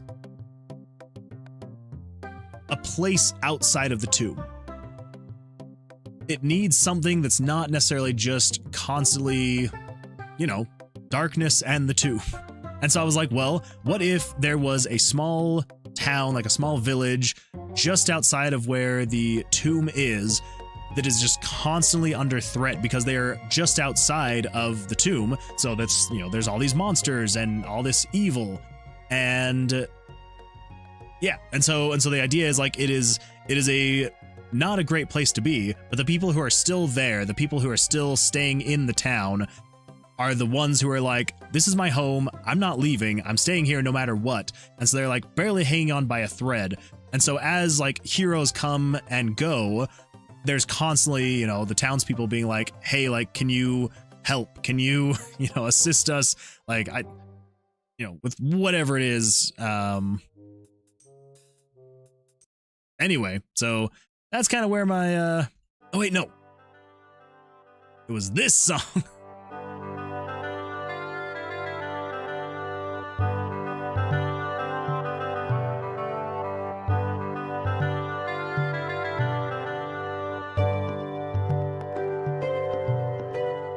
Anyway, yeah, I heard this song and I was like, I really want to have some kind of like bar or pub in the game. Anyway, so yeah, that's kind of where my mind went when I started hearing that. And I was like, I do think I actually maybe want to have a second place. So the tomb is where you are going to play the game. This is where the combat is taking place, the exploration, all of that stuff. But then, yes, you would then have like a small town. So kind of think if you've ever played the original Diablo, so Diablo 1, if you've ever played that, let me get this back going. If you've ever played Diablo 1, you will probably, you'll be able to envision that town. It's like right on the outskirts of where Diablo is basically coming from the depths of hell, and so there's just monsters that are starting to overrun the city, like the town, but they're like, this is our home, we're not leaving. But there's only like 5, 6, 7 people left, right? And so it's like a barely functioning town, but it is only functioning because adventurers are coming through and they're able to either help or pay for stuff and things like that. So anyway, yeah, so yes, Axel. So having like a home base / village is an amazing idea. Yeah. So that's kind of like the thought is kind of like your home base, your place where you regroup. It would basically replace the safe room in the tomb, where it would be when you are outside of the tomb, when you are leaving, that's where, you would have something like you'd have a bar, and that's where you could either, I don't know. I was kind of thinking like, oh, that's where you could meet up with other adventurers and talk about stuff. And I'm like, I don't think I would add something like that. But there would be like a bar where you could go and like socialize and talk to other townspeople. You would have an actual shopkeeper, like an actual shop where you would go and buy and sell dice. And you would also have, a place where you'd have like a mage that was outside who's maybe there, who like maybe showed up at the village for glory and riches, saw how desperate the people were and decided to stay and use his magic for good, to not only help the townspeople, but then to also help other people who are coming through, to help them with their magic to, make it so that they can better do stuff. Anyway, that is kind of what I'm thinking. It's not that crazy of a change, honestly. It's more of just an addition, and we already kind of knew that the storyline of the game was not set in stone, right? This was just kind of like what I had in my mind was, oh, well, what if it was like this? So it's not like I've been touting that like this is the story for the entire time, and hopefully not every, like, I mean, there might be one or two people that sees this storyline and they're like, yeah, that sounds like a blast. And then if I'm going to come in here and be like, we're going to change it, hopefully it's not going to make someone mad. But again, this game is very much still in alpha, and it's like everything is subject to change. So sorry, the story is definitely going to change. Anyway, so that is where my mind is kind of going. I'm kind of thinking about changing it to, yeah, the Tomb of Versilius. Still same idea, is that, you know, this tomb may not have been built for Versilius, but it was with magic set up to contain Versilius and the evil that he is spewing. But it is like slowly leaking out, and so the nearby town is being affected by that darkness and that evil. And so anyway, yeah, that is kind of the idea that I've got going on right now. So Salesman, welcome. Hello, welcome to the stream. Glad you're here. I feel like this is probably one of the most off streams I've had for a while. We did some work, and then now I'm kind of just rambling, I feel, about ideas and stuff like that. So yeah, we spent like the first 2 hours of the stream trying to get the mini boss to work, and it just would not work. So kind of sucks, but we're not giving up. We will have mini bosses. I do feel like that would be the most amount of fun, but yeah, so for now, kind of looking at doing some other stuff. Anyway, yes, so that's kind of the idea, is maybe going that way. I also feel like it would be a little bit easier to get more story elements into the game, because I do want to have more of an RPG feel to it, right? I feel like the game needs that to a certain extent. And again, like, it would all depend on your playstyle. Like, you wouldn't have to go around and talk to people. You wouldn't have to go through and complete other people's quests. You could literally just go into the tomb and do exactly what the game is currently, which is you go in and you just start fighting and killing monsters and collecting dice and merging them and calling it good. You know, if you ever needed to leave the dungeon, you would come out and heal and upgrade your spells and whatever, and then you go straight back in. So yeah, so it wouldn't even necessarily change it to the point where, oh, this is now just a super heavy story driven game. It's like, no, it would still be basically the exact same, just with that added outside the dungeon content that I feel like could enhance the game, maybe, if it's done right. But yeah, so, and then the other thing that I'm kind of thinking, just because I'm wanting to keep with this very simple art style and idea, is yeah, the idea would be the town isn't necessarily something you would walk around and explore. So if you've ever played, oh man, what is that pirate game? Old pirate game.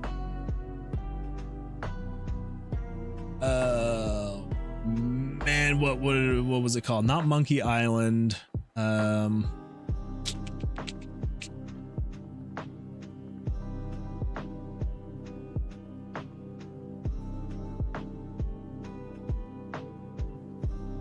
What was that thing called? That is rough, just typing in old pirate game into Google, and it's like, here's every single pirate game ever. It's kind of like Port Royale, but like old school. Yeah, it's like you're basically like buying and like selling goods, like, you know, rice and flour and wheat and tobacco and ammo, and you would like buy stuff at one port, go to another port and sell it there because the price is inflated. And I cannot remember for the life of me. Okay, let me do this. We're gonna bring this over here. So I'm pretty sure that it's on Steam and I have it wishlisted. Trade Winds, that's what it's called. So if you've ever played Trade Winds, let me pull this up. So basically, this is kind of like, not necessarily exactly this art style, right? Because we're still keeping like with the same very minimalistic art style. But the general idea is when you are like, oh, you don't know what that is? Oh, okay. Sorry. Yeah, so the general idea is like when you're in town, like you're in a port, it basically just like shows a few buildings, but you don't really go inside the buildings. Like when you click on one, it like pops up with a message with like who is in that building and like gives you your options and yada yada yada. I wonder if it'll actually show it in one of these. Here we go. Yeah, it's like if you were to click on one of the buildings, it just kind of like pops up like your like just a dialogue for like things to do. I'm not saying this is exactly what I would be doing, but it'd be something to that extent where it's like you're not necessarily exploring, you know, this open town or anything like that, but it would be very bare bones and just like showing this is the town and like choose where you want to go, who you want to talk to, and that kind of stuff. Will it actually work out and be fun? I don't know, but that's kind of where I'm thinking. That is kind of where I'm thinking. TK Gamers, welcome, welcome. Glad you're here. Come on in, sit on down. We've got a little bit of the stream left, so glad you're here. Anyway, so yeah, so this is kind of where I'm thinking there's going to be a lot of, oh, that is incorrect. I was going to try and fix my hair, but I forgot that my camera is flipped. And so in the camera, it looked like I needed to go like this, and then that just killed my hair. Anyway, so yeah, there's going to be a lot more like UI stuff that I need to figure out and get working. But yeah, that's kind of what I'm thinking, because I want to have a little bit more opportunity for story and maybe some extra characters. And I do feel like I think it sounds a little bit more intriguing instead of being, oh, you were Versilius's old student and you now have to go in and, you know, take him out and all the other students to rescue the princess. I feel like it's a little less cliche sounding. I mean, it's still kind of cliche sounding because it's been done thousands of times, but I feel like it's less so to be like, hey, this kingdom that was taken over by this dark wizard who killed everyone and took it over and then has now been trapped inside of this kingdom. Obviously, he has no need for all the riches in there, and so it's just everywhere. And so people like adventurers have come from far and wide to try and brave the dungeon, take what they can and leave. And yeah, so it attracts people and you're one of those people. And then, but you see the state of the village and you are there to, one, still get your fortune, but you're also willing to help and see what you can do to assist.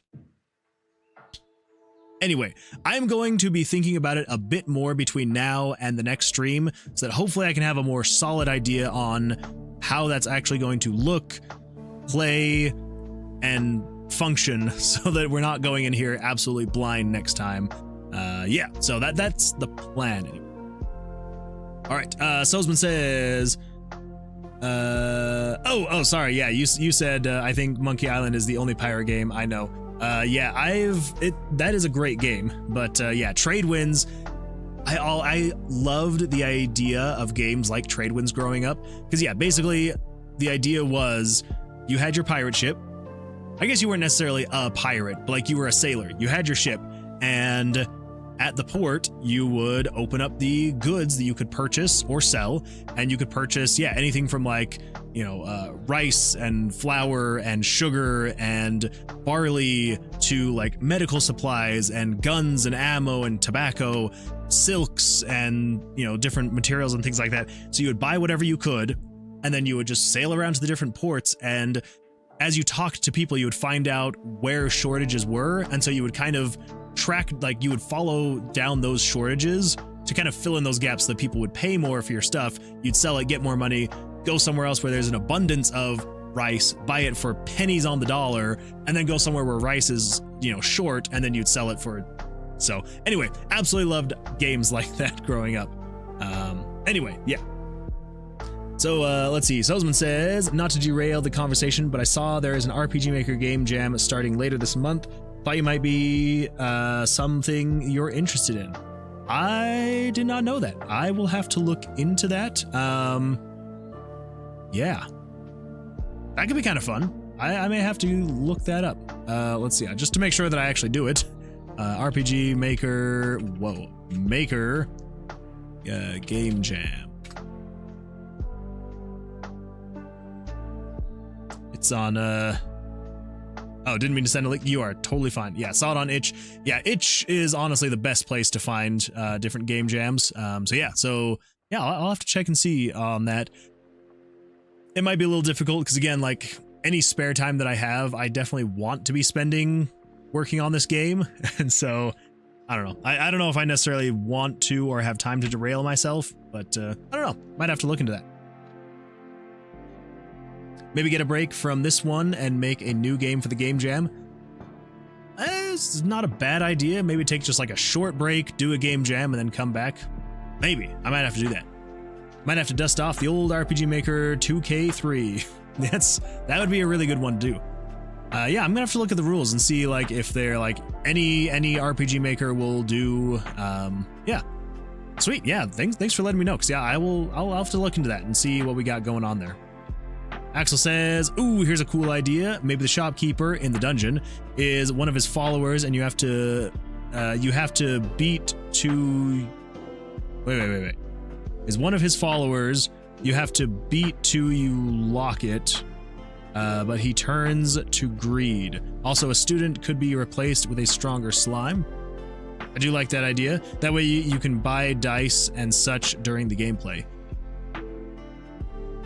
I do kind of like that. And yeah, and we could, because again, we don't necessarily have to replace the entire idea. Like it still could be like maybe some of his followers are still kind of like on the fence, right? Like they're like, oh, to unlock it. Yeah. You have to beat to unlock it.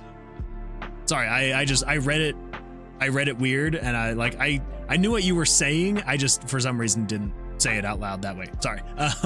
But yeah, so we can still kind of keep some of those general ideas where it's like, yeah, maybe some of the people that helped him like take over the kingdom and killed people were just kind of like, like I don't necessarily agree with it. So it's like, I'm not going to try and stop you, but like I'll I'm not going to fight alongside you, but like, hey, maybe you trade me some dice, I'll give you some dice, and yada, yada, yada. Yeah, maybe that kind of thing could be a way to go about it as well. Student could be replaced with a stronger slime as well. Yeah, and that's kind of the idea as well, is the monsters inside maybe could be like the people of the kingdom were turned into monsters, and they're there to kill you too. I don't know. We'll have to figure that part out, because again, the actual story of the game and all of that, outside of just the dungeon crawling, exploration, dice merging, spell making gameplay, I have not really thought too much about how that's all going to work. So a lot of this is new ground that we are treading. This is all new territory, and I'm like, I know that I'm going to need to figure it out. But that's where I'm like, I kind of want to, well, one, figure it out somewhat off stream so I can have like an idea in my head, but then talking about it on stream with, anybody and everybody who's here, so that everyone can have their input. Like if anyone in particular is like, hey, I think this would be a good idea, or maybe this wouldn't be a good idea, being able to talk it through with everybody here, I think is probably going to be the best way to go about it, so we can make sure that there's a fun and engaging feeling story. So that is the plan. Anyway, okay, cool. Well, I don't know if there's really anything small enough. Make the exit spawn only in rooms with no forward-facing potential.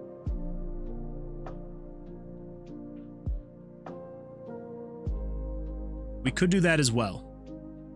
Because the idea is, I'm kind of thinking about getting rid of the staircase that spawns in like the center of the room, and putting like a door or like a staircase that goes up. So basically the idea would be, let's see, hide the HUD, hide the slimes. Oh wait, we can show both of you and just get rid of you. Hide those, show the room. There we go. So yeah, so the idea is if you were to be in a room where there's no opportunity for you to actually just move forward in that room, then basically the idea is this doorway would be turned into a stairway that goes up. I hadn't done that before because I was always like, well, like the only way that I can for sure know is any rooms here on the top is where you would put the exit. But I don't want to be like, oh, the exit will always be here at the top, because you can spawn anywhere. But all I have to do is take into account, hey, is this a room where there is no up direction, right? Because if you remember, right, we've got, if we come over here, so rooms. So basically room 1 could be an option because there is no up direction.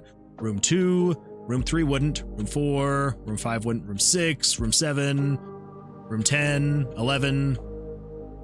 Yeah. So basically, yeah, any of those rooms where there's not an upward facing door and I can just use that ID, that could potentially be the exit, which would then be just, you know, it would be a doorway like this, but then it'd have stairs going up or something like that. And yeah, that's kind of the idea that I'm going for. But then something else we could do is we could have multiple exits.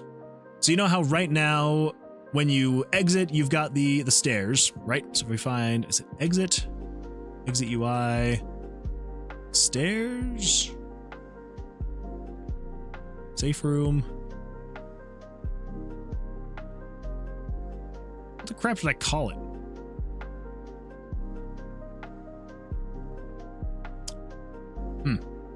I don't remember. But anyway, you know how there's the stairs and you can go down the stairs and then it takes you to like 3 doors and it's like, oh, pick the thing. All right, I'm gonna go find it. I know that we can find it super quickly, so we're just gonna do that really quick. 36 is room 12. It's gonna be down and over.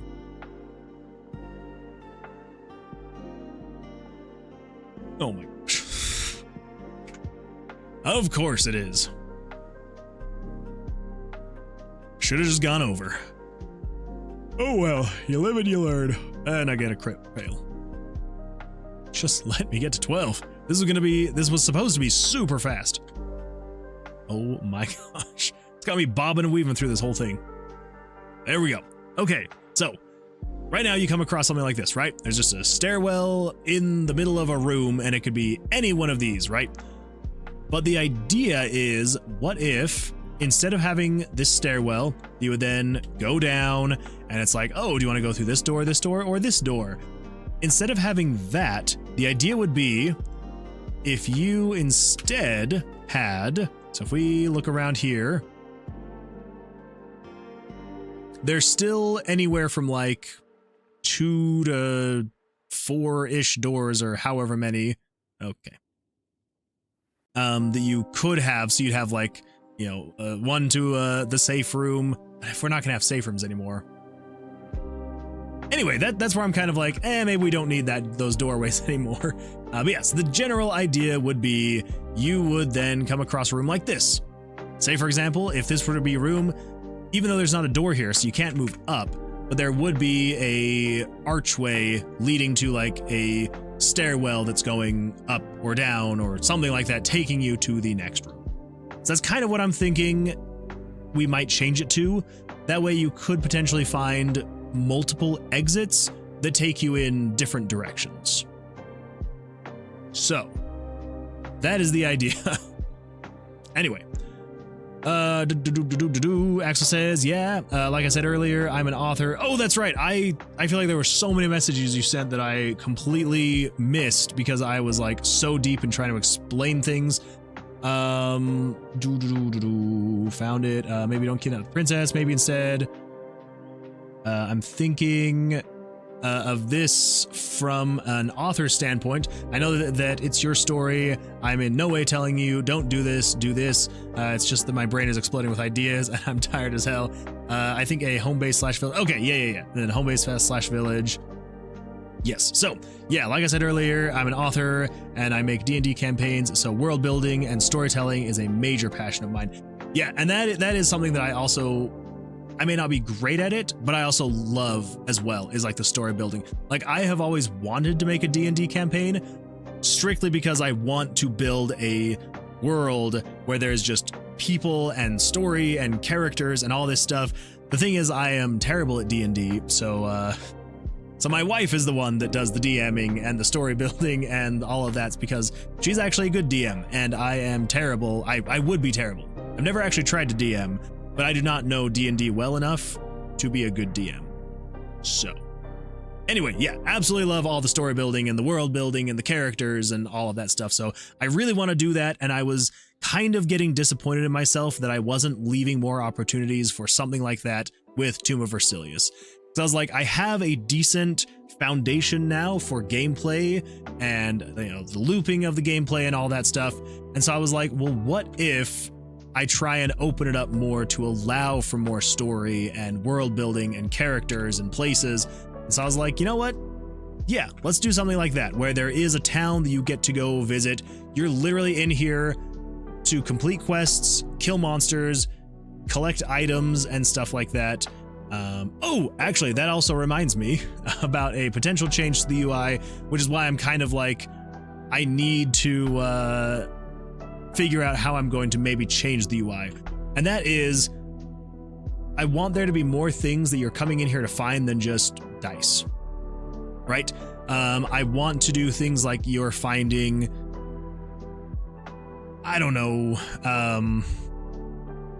maybe things that you kill specifically from specific monsters. So like, I don't know, you're collecting like bone meal from skeletons, slime from, well, slimes, I don't know, pelts from other monsters, just all sorts of different random things in the dungeon. And the idea is it wouldn't necessarily show up here because they're not usable items. They're just things you're taking back with you to the town to then, you know, give to the town people or come to complete a quest or whatever it may be. So I would need to figure out where I would put that somewhere on the UI. So I'd want you to be able to like go in and look at it and see where you currently stand. But yeah, anyway, so that is also something that I've been thinking of, is I'm like, I kind of want you to be able to find more than just D20s as you go throughout the dungeon. Maybe you can collect treasure chests as you go throughout the dungeon and they have other stuff in them. I don't know, but we'll figure it out. We will figure it out. So that is kind of where I'm kind of thinking things might be going. Again, I will be thinking about it a bit more off stream just so I can get slightly more ideas in my head to kind of figure out a bit more of where we're going to be going with it. Again, trying to do as little work as possible off stream so that everyone can see the process. But yeah, don't want to come in here completely empty-handed and being like, I don't know what we're doing. Let's figure it out as we go. So anyway, yes. So that is that. Axel says, after you finish the game, you should totally make a campaign and stream the story. I feel like if I were to stream either me playing D&D or me DMing D&D, I would probably be laughed off the internet because it really is very bad. I have to constantly be asking my wife. So we play, so we're playing a campaign right now, and we play like every other week right now. So it's me, my wife, she's DMing, and then it's my wife's brother, his partner, and then one of their friends. And basically every single time we're in combat, I have to be like, so wait, what can I do again? Like what actions can I take? What can I do here?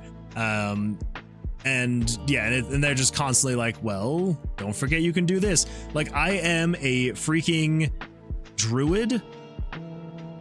We were on session 3 and I had not shapeshifted into anything until session 3. I forgot that it was a thing that I could do. I was just like constantly, anytime we'd get into combat, I was always like, I use my knife and I knife this thing. And they were always just like, okay, yeah, you can knife it if you want. And yeah, and finally on session 3, they're like, don't forget you can shapeshift. And I'm like, oh yeah, I should go look at that. And yeah, then I was like, oh yeah, I can shapeshift into like a freaking bear. Let's do that instead of trying to attack people with my knife. So anyway, yeah, I would be absolutely terrible at it. But I do like the suggestion. I do appreciate that. I shapeshift into a bear and then I use my knife on this. Exactly. No, so there was a running joke. So one of the spells that I picked was poison spray, and I was getting the absolute worst absolute worst rolls ever. I could not hit a single thing with it. And the first time I tried, I had an opening line and I was like, It's like, all right, it's my turn. I you know, pull up my hands and I say, you dropped this, and I cast poison spray, and then I miss. I think I got like a nat 1, and I'm like, okay. So then on the next person, I was like, I'm gonna try this again. You dropped this, and then I rolled like a 3, and I'm just like, holy crap. And like for the next like 10 times I tried using poison spray, I used the exact same line of you dropped this, and I would miss. And it became absolutely terrible. And so yeah, so then I finally hit, and it felt so amazing to actually finally hit with poison spray. I was very happy. And then, you know, session 3, and they're like, you know, you can transform into animals. And then I figured that out. And so I transformed into a bear, and we got ambushed.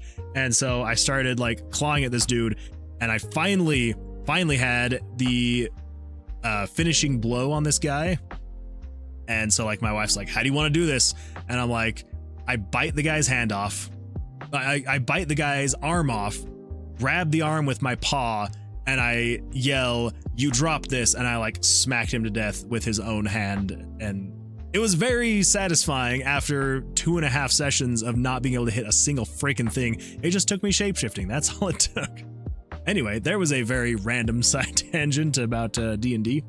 Axel says, everyone starts somewhere, Moon Man, or just have her make the campaign. I have to ask all the time what I can do, and I forget that I can do things. I played for 5 years. Yeah, and that's where like I started playing. So we played Baldur's Gate 3 for a bit, and it helped a lot because it would actually like line out and be like, this is exactly what you can and can't do. And yeah, it helped a lot, but I don't know. My wife, she has actually been working on a campaign for like 3 or 4 years now. And so I'm pretty sure that when she finishes that, she's going to want to play that with me. So who knows? Maybe by the time we get to that point when she's finally finished and you know, actually start playing it, maybe we will live stream or something like that. Or I don't know, record it or something and upload it somewhere. Who knows? Who knows? Anyway, well, I feel like I am rambling a whole lot. I also don't think that there's really anything else more that I can do on the stream tonight, just because I'm like, I feel like going forward, the next thing is either going to be creating a whole town, reworking the UI. Those are probably the next 2 big things. Anyway, very large things, so I'm like, I can't really start on those tonight, so I think we're gonna call it here. It is a little bit earlier than usual, you know, it's like 10 minutes earlier than I would normally stop, but I figure we should probably just stop now instead of me continuing to ramble and, I don't know, waste everyone's time. So yeah, so we're gonna call that good and quits here, but I appreciate everyone for being here. Man, I just want to keep exploring the dungeon, the tomb. I just want to keep exploring, collecting dice, which is a good sign. If I, who have had to go through test playing this for so long, that I want to just keep playing it, I'm like, maybe, hopefully, that'll be a good sign for other people who will come in and play later. Who knows? I guess we'll see. Oh, that's satisfying, just have all that merge into each other. Absolutely fantastic. Anyway. Oh wait, have you thought of my ether dice idea? That's like the wild card dice, right? Where you can like merge it into any other dice. If so, yes, I absolutely have. I do think I'm gonna do that. I think it would be absolutely fantastic. And it's funny, actually, I got another comment on one of my shorts today or yesterday. Not one that I uploaded today, but just someone commented on it today or yesterday, and they were like, hey, yeah, like you should make it so that you can have like a plain dice with no color you can merge into any color. And I'm like, well, funny you should mention that, because it is something that we've talked about. It's something that someone else has already suggested, and it's something that is definitely going to be on the docket. So here's what I should do. Let's just make sure, because I don't think I've written it down. We're gonna say the ether dice. Going to add ether dice, and just call it like wild card dice. just to like make sure that I don't forget exactly what that's supposed to be. Anyway, cool. Well, basically, if you need like millions of D20s to actually make a D20, you'll never be able to realistically get a D20. That is true. That is true. And so yeah, having different ways to make it so you could get there easier. And that's kind of why I also made, so if we come over here to the safe room, that is also kind of why I made in the safe room your ability to buy dice as well. Because yeah, it just kind of gives you a, oh yeah, that's true. That would have been broken because I deleted face 19. Anyway, it just kind of gives you the opportunity to buy higher level dice so you're not merging all of them all the time. Yeah. Anyway, yeah. So, but also having that ether dice just so you can merge it into anything that you would like would also help as well. So, yeah. All sorts of things we need to add and change, and so much fun. So much fun. Anyway, so I think we're going to call it there. Thank you everyone so much for being here. It has been an absolute blast. Chatting with everyone has been so much fun, so thank you all for the chats, for the ideas, for the comments, the positive vibes. It's been an absolutely fantastic time. Axel, I cannot wait to play this game. Well, I cannot wait to be done with it. I'm having a blast making it, but I'm kind of like, I would just absolutely love to have this thing done and just have it out there and have people be playing it. But I know it's a process. It's a process. It has to take time. And, you know, there's no way to just have a game be done like that. So, you know, it'll get there. It'll get there. And hopefully sooner rather than later. So, anyway, let's see. Salesman, glad I caught you, man. See you around. Thank you so much for being here. I very much so truly appreciate it. And when a demo comes out, you won't believe how fast I'm downloading it. I hope... I don't know when it's going to happen. I don't want to say in the next month or so because I can't make any promises like that, but I'm hoping that within the next like month or so, we can maybe have an idea of a demo that we could put out. Because I also do really need to make the Steam listing so that people can actually like start wish listing it and I can see maybe how many people would actually be interested in the game. I don't know. We'll see. But yeah, so the hope is that I can make a listing sometime in the near-ish future and then get some type of, you know, vertical slice of a demo to where like people can actually try it out and you can actually see what it would be like to play and not just watch me test it and break it and try to fix it. So anyway, yeah, hope for the best, expect the worst. Exactly. Well, hope everyone has a fantastic evening, afternoon, or morning, wherever you may be in this world. And yeah, I hope everyone has a great rest of their week. Because yeah, the next live stream will be on Sunday. So few days off and then we'll be straight back to it. So take care, everyone. Good luck. I will see you all on the Discord. I'm going to try and be on it a little bit more. I should probably try and be on more during the break so that we can still chat and have a good time. So I will see you all over there. Take care. Good luck. And we'll see you all in the next live stream. So farewell. Goodbye. Adios. Thanks again. Okay, bye.